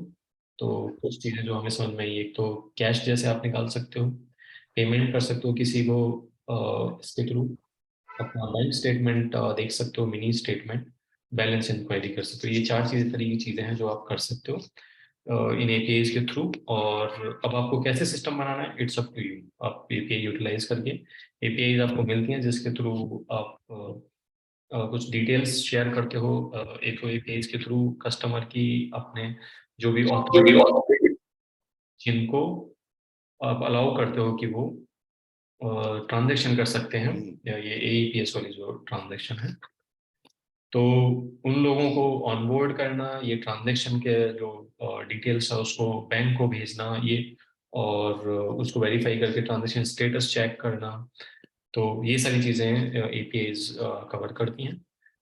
और आप अपना सिस्टम बना सकते हो और उसमें सेटलमेंट के बारे में हमने जाना कि सेटलमेंट कैसे करना होता है। वंस आपने ये ट्रांजेक्शन्स कर ली कि कस्टमर आया, आपको वो ट्रांजेक्शन करी और आपने उसको कैश दिया, तो आपको पैसा कैसे सेटल होगा जो भी आपने कैश एज अ कैश दिया है। तो ये सारी चीज़ें हमने डिस्कस कर ली। आई थिंक एक और सेशन इसके ऊपर हो सकता है जो कि थोड़ा सा और डीप में जाएगा और क्लाइंट साइड वाली चीज़ें भी थोड़ा सा ओवरव्यू देगा, और साथ में जो कुछ और गेटवे वाला जो तरीका है ये ट्रांजेक्शन करने का, वो भी हम लोग कवर कर पाए। तो बट अभी के लिए I think it is a great start. और आई नो कि कैसे मुझे अपना, अगर मुझे एक मिनी एटीएम सेटअप करना हो, वैसे कि मैं खुद ही बस एक ही मर्चेंट से चालू करूँ, मैं खुद ही मर्चेंट बन जाऊँ, तो वो मैं ये एपीआई यूज़ करके कर पाऊंगा आसानी से। ठीक है, awesome, thanks a lot everyone for joining. तो ये एको डेवलपर कम्युनिटी मीटअप था, 5th कम्युनिटी मीटअप था, और 6th आएगा again same time, 3rd Tuesday of every month 5 PM। और उस का क्या टॉपिक होगा वो हम डिस्कॉर्ड के अंदर शेयर करेंगे। डिस्कॉर्ड चैनल का लिंक हम शेयर कर देंगे अभी डिस्क्रिप्शन में, तो वहाँ पे आप जानकारी ले सकते हो कब इवेंट हो रहा है, अगर आपके कुछ सवाल हैं इस टॉक को लेके या फिर किसी भी एक वीपी को लेके, तो आप उनको कमेंट डिस्कॉर्ड के अंदर पूछ सकते हैं. वहाँ पे we are available there, we will be answering your questions there. Okay, awesome. So that's all. Thanks a lot everyone for joining. Thank you. See you. Bye bye.